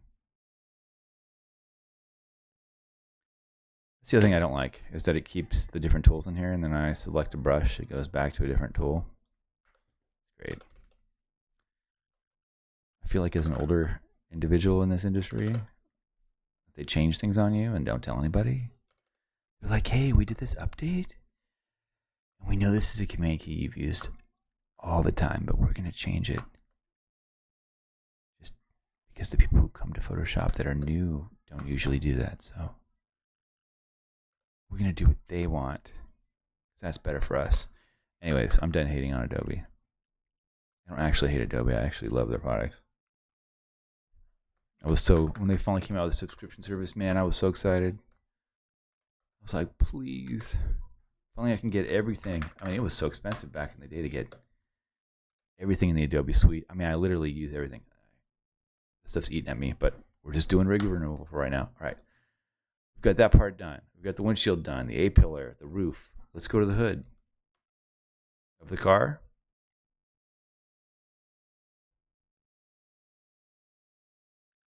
All right, new layer. I had created this one. I think we're going to put this one, we're going to group these two together.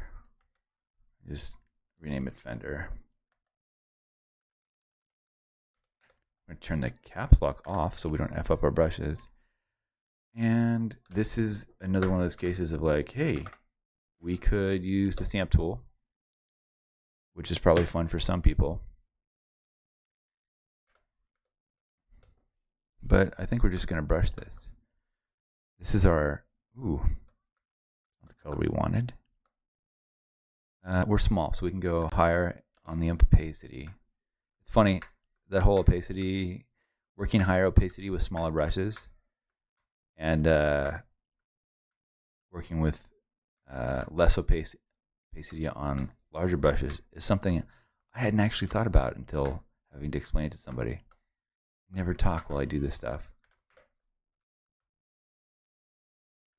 It's just so funny. All right, so that's our windshield wiper. That's done. We made a new layer now for the rest of this. How's everybody doing out there? Anybody have questions? I don't know where the questions are coming from because I have this multi-chat window open. But if anybody has any questions about this stuff, I will gladly answer. Tips, tricks, secrets, I have none. I share everything because nobody can be in my head as I'm thinking of this stuff. And it's pretty hard to develop a career just based on technique.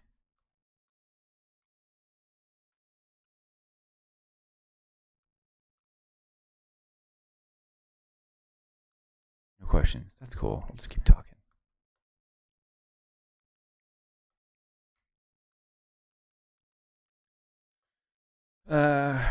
This particular rig is the car camera rig, which can be found at carcamerarig.com.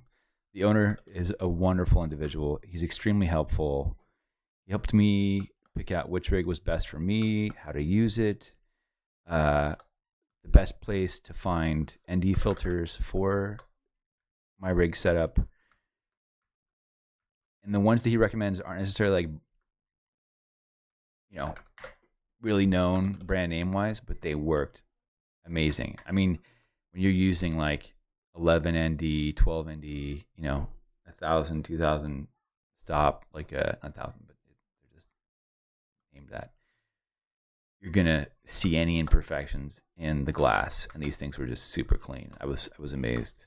I thought there were only like two brands that actually made like really good filters, which is funny because I'm using a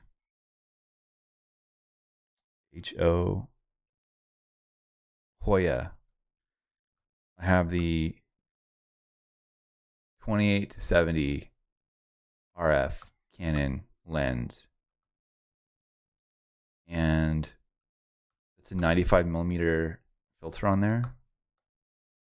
I don't like using. I'm a clumsy. I do a lot of car stuff. Like I'm moving around fast. Often when I'm shooting, I've got like 3 cameras set up because I'm shooting like my hero shot, my background, and then I have another handheld that I'm using for lifestyle, and it's just too much going on to have to worry about square glass on the front of my camera, which I'm sure is great for like, locked off shots.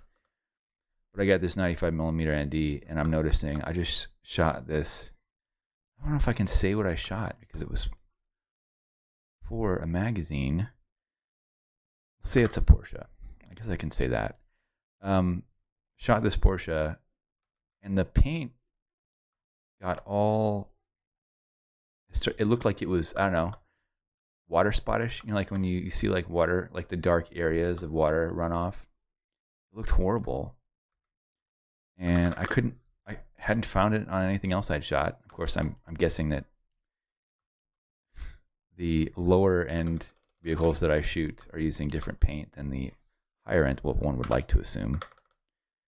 In the higher end vehicles, and it just looks like crap. And now I got to go back and retouch everything. And I'm thinking, rather than spending the $300+ on the lens or the polarizer, I should have spent the freaking $1,000 on the really nice stuff, because now I'm spending that's another lesson to be learned, right? If you're trying to save money on something, you're going to end up spending it somewhere else to fix where you ended up saving money. It's just how photography is.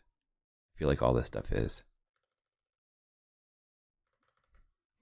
You hire a lower end assistant, and you'll end up spending the money you were going to spend on a nicer assistant to fix the gear that the cheaper assistant broke. Story of my life. I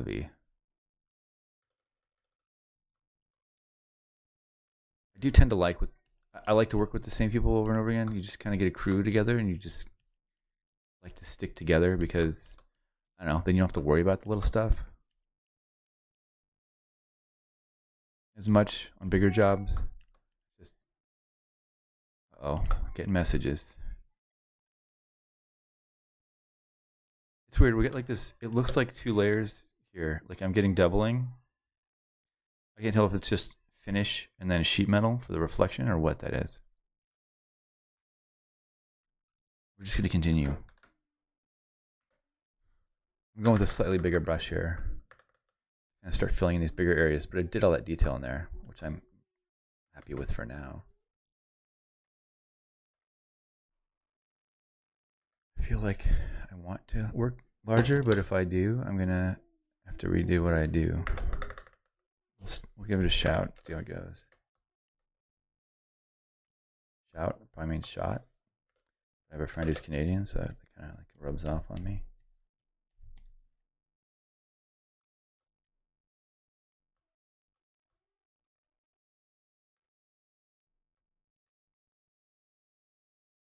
Yeah, see, this is where I'm going to pay for using a larger brush. This muddy reflection here. I'm going to rotate this brush again.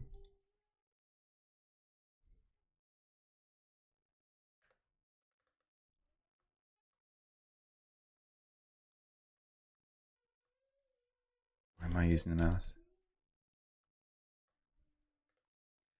It might be worth it to stamp this over here just for reference, but I'm going to try it this way. Because you have a lot of bending of sheet, or reflections actually. Sheet metal isn't bending that much. Again, not trying to completely replicate what had been there. I'm trying to make what looks best, representing the vehicle and what the designer had originally intended.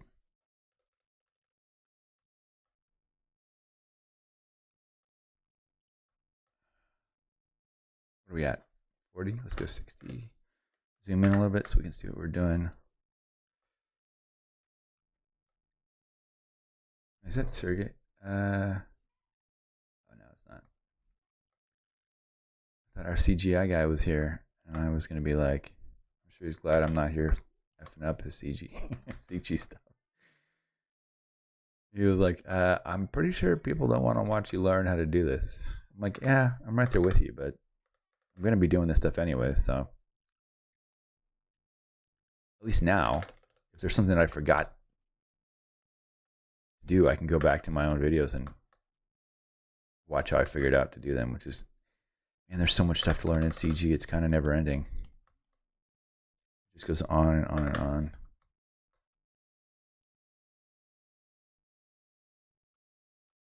I think I'm going to clean up this. Let me see. We turn off the door. Turn back on, nothing. Turn this off. This is these two combined areas. But they look fine to me. Oh, there's our, see, that isn't totally lined up. Damn it. All right. So accidents happen, right? So I got to go back to here. I'm going to shift click on this. I'm going to go to difference because I need to make sure it's lined up because I'm getting a little double action here. Or I don't know, what is it? Mirroring or twinsies or something. I'm on difference. It's looking fine. Go to this layer. Turn this mask off. Go here, go to difference. I'm going to try and move it. No. So it, it could just be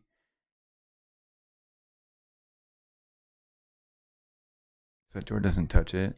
This door doesn't touch it. It could just be a little bit of I think I'm thinking about, see, this stuff looks like it's doubling up here. I think it's probably just because one of the reflections is doubled, and I'm using bracketed exposures, which is fine because I'm going to brush over it anyways.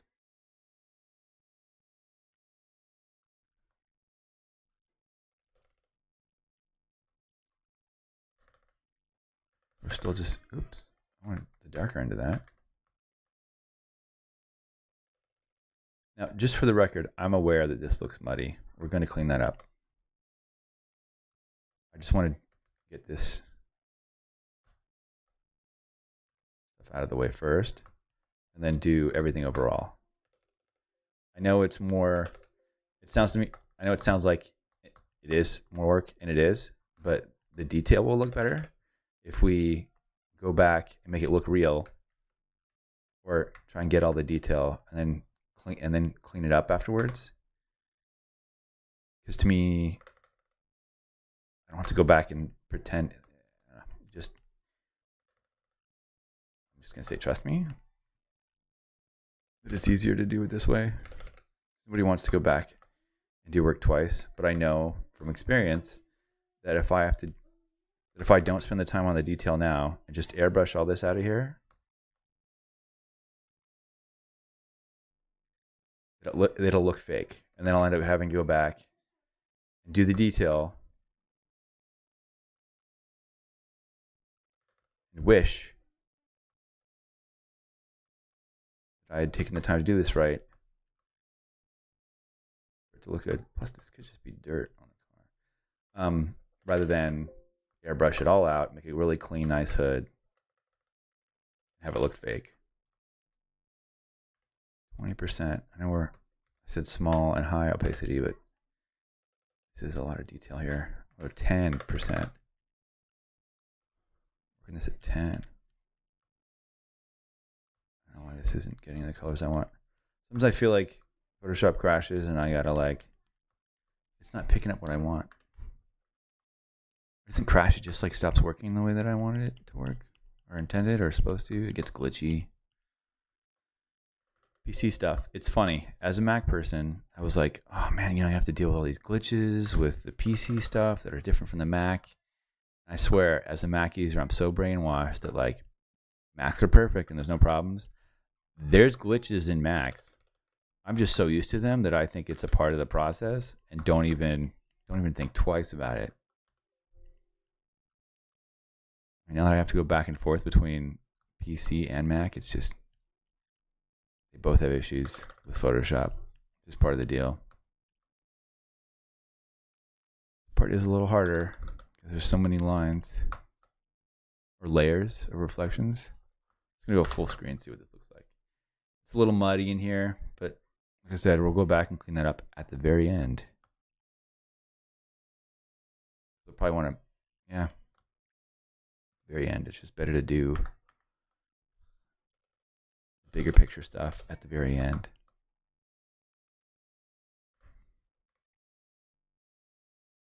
%20 here.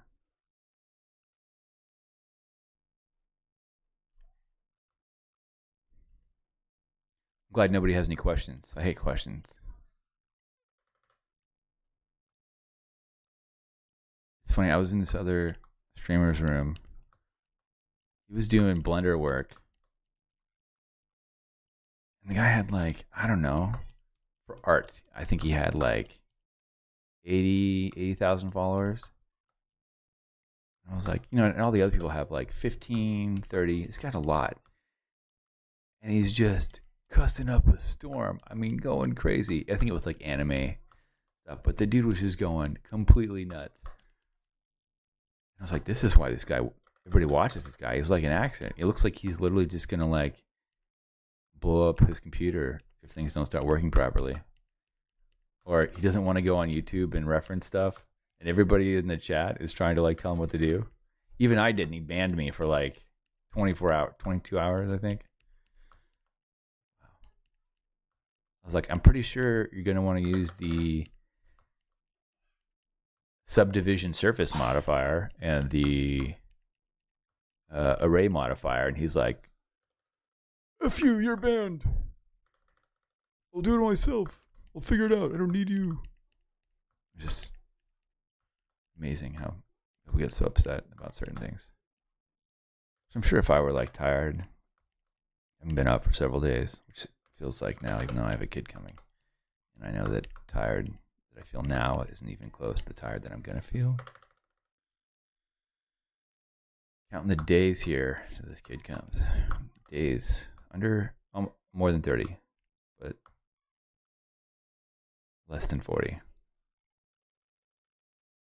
Kid number 2. So it's like, it's exciting, just not as intense as kid number 1. Cool part about kids is just seeing another human grow right before your very eyes.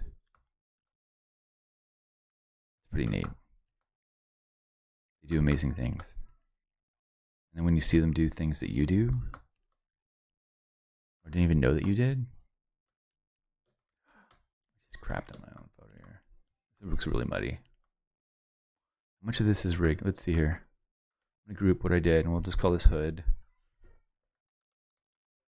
Okay, or not. God damn it. This thing gets so upset. Stop it.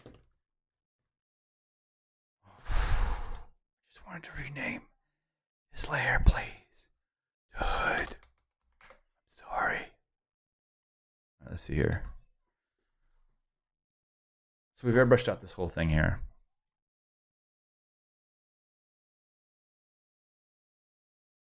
Except for this part here. I'm just looking to see why it looks muddy-esque. And I see why it looks muddy-esque because there's a lot of lines that I simplified. Also needs to go-ish. Like, see how much detail there is in here, and there isn't as much here, which we can draw it in later. But if we're far away and we don't notice, and it might just be better to clean up the whole thing, that will answer that question. We'll save this. I think I'm going to do one more. Turn the caps lock off. I'm just going to do this thing here.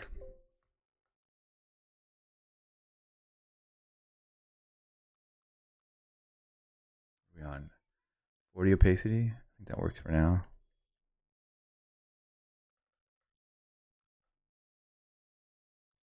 So what do we like? Shaved or not shaved?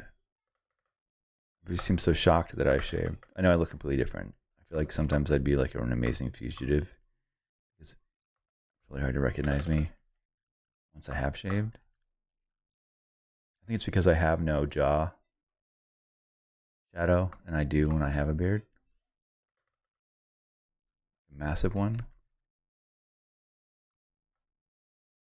It's nice that I don't have like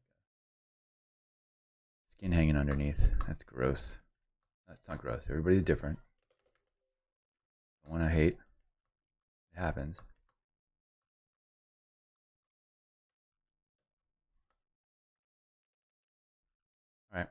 Nothing wants to work. I think this is the part where I have to save and like restart.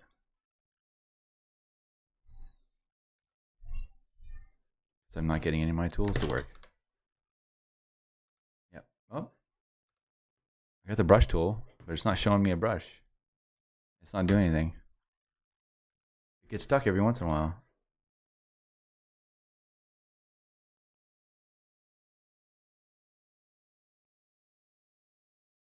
So we restart, right?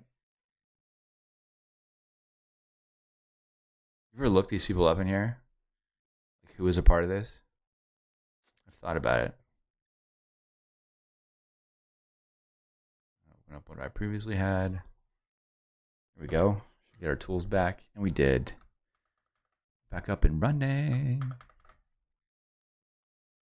know what's fun is recreating paint flake too in Photoshop. Delete. Oh no, I just filled my layer with black. Which is what happens when you press delete, by the way.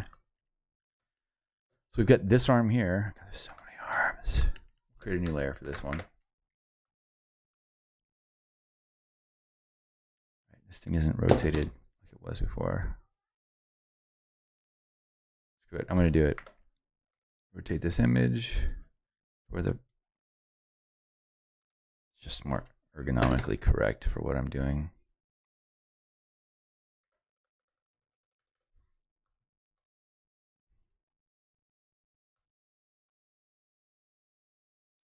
Go 50. See what that looks. Yeah, that's good.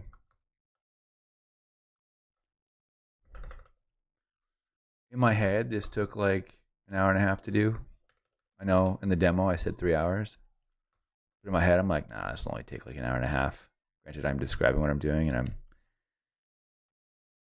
being a little bit more patient or slower in explaining everything.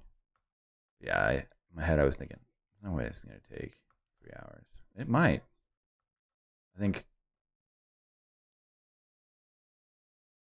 right, NVIDIA, I don't want to do this. Thank you. It might take a few hours to do this.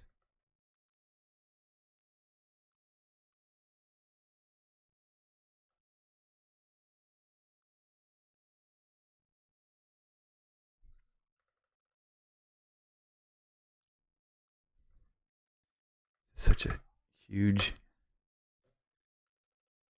not huge. There's a big move between colors here. Sampling. And I almost want to be super detailed about it, or it'll look blurry and gross. Or it'll actually change the shape of the design of the vehicle, which we do not want.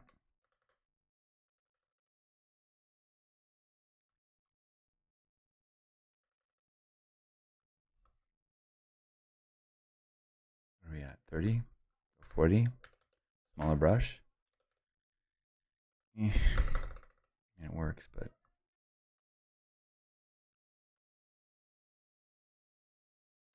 so boring. Get rid of this rig arm here.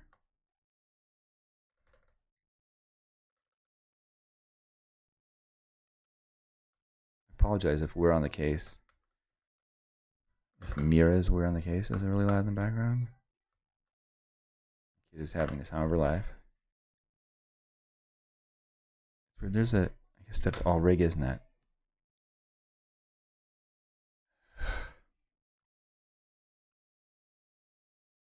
Brush it all out. While we're here.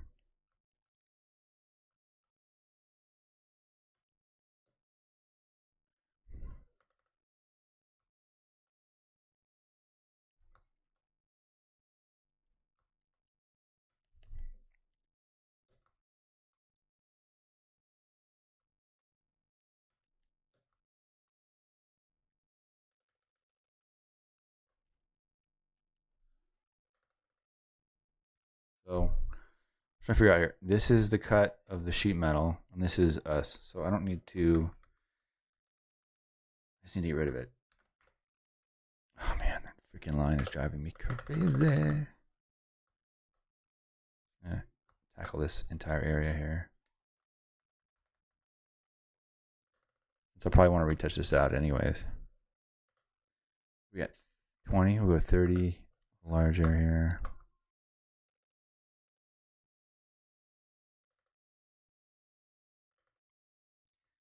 some of this color in here.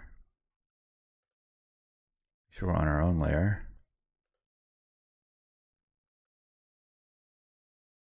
I got that. Deal with this. I'm gonna try this on this layer, and if I don't like it, I'm gonna go back and do the darker part. It's actually looking all right. I'll widen up this brush to fill this area, so I'm not so streaky. Freakishly streakish. It's hard to say, especially with gum in your mouth.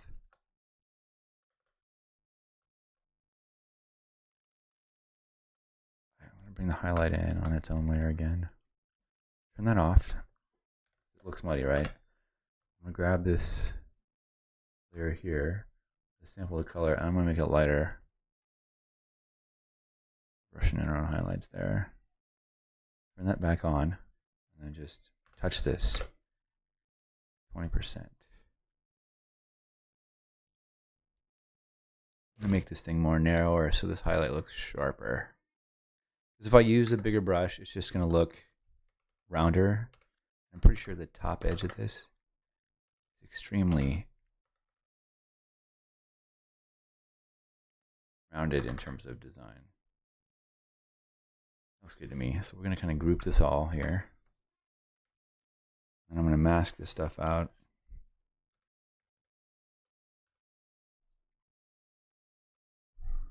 Oh.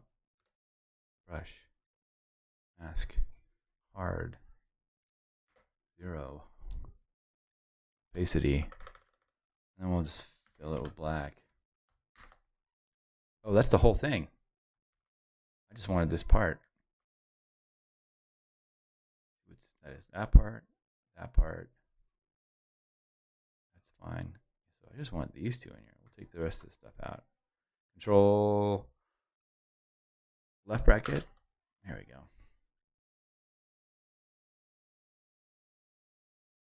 Saving here. I want to fill this with black.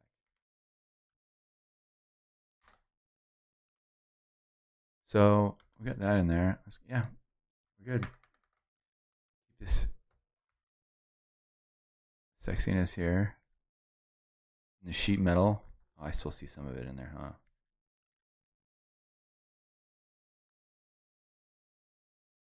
Pretty dark. Before. I think I want to do, so I could either brush it out, brush the black in, or mask that out. I think I'm going to mask it out. See what's underneath.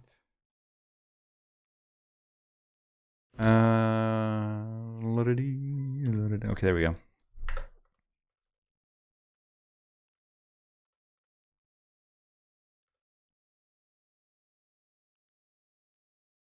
We still have levels. All right. Just making sure. Hit the mute button or something. That's looking good. I also want to go here. Make a new layer just so I don't mess up anything here and make that. Looks like I can still see the reg in there. My other brush in here. Wider. Cover up the whole area. I feel like we're getting close, but I know we're not. Whoa. Whoa. Whoa. Whoa. Nope. Not what we wanted. There we go. Now it's bleeding into the cut of the sheet metal, but I'm okay with that for now. Just gonna kind of get rid of that. But I do have all this in here, so I think, and that's the whole thing, right? Nope. I think we have some of the A-pillar in there as well. Go to 0. What I'm trying to do is bring the blackness back. Oh, it's not black. Let's turn the whole thing off. And this. And these. And this. And this. There's what's going on. See that movement in that piece? Our door pieces don't line up properly. Damn it.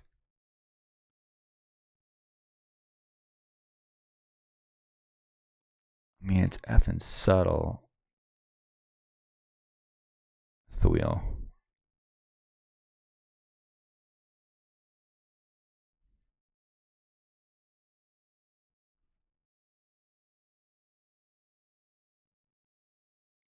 I mean, to be honest, it doesn't make or break it for me, but I do. When I turn it off and on, I'm seeing this thing here, and this looks way better with this off. And this is so hot here. Changes on the fly. Let's see what we get here. I'm curious. Yeah, I like that better. I'm gonna go real low on this opacity to powder brush since I know we've kind of retouched some of this stuff, which is these are huge no-nos I'm doing right now that I would normally not do, but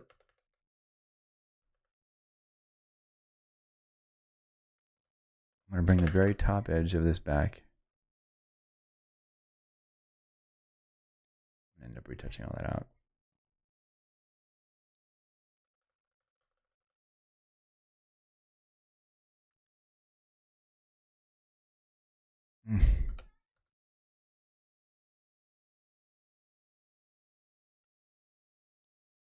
I'm indecisive right now.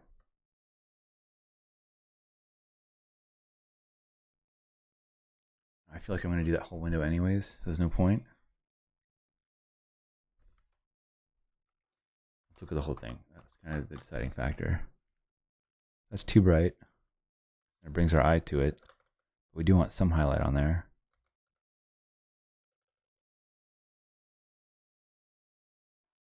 I kind of like that better, like just like that. All right, so where else do we have rig? We have rig here. We got to clean up the front. But I think we're at that time. 10:30. I have to continue on with the day.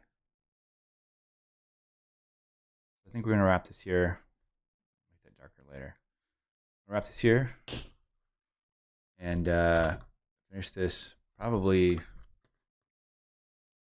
either later today or tomorrow. Thanks for tuning in, guys. And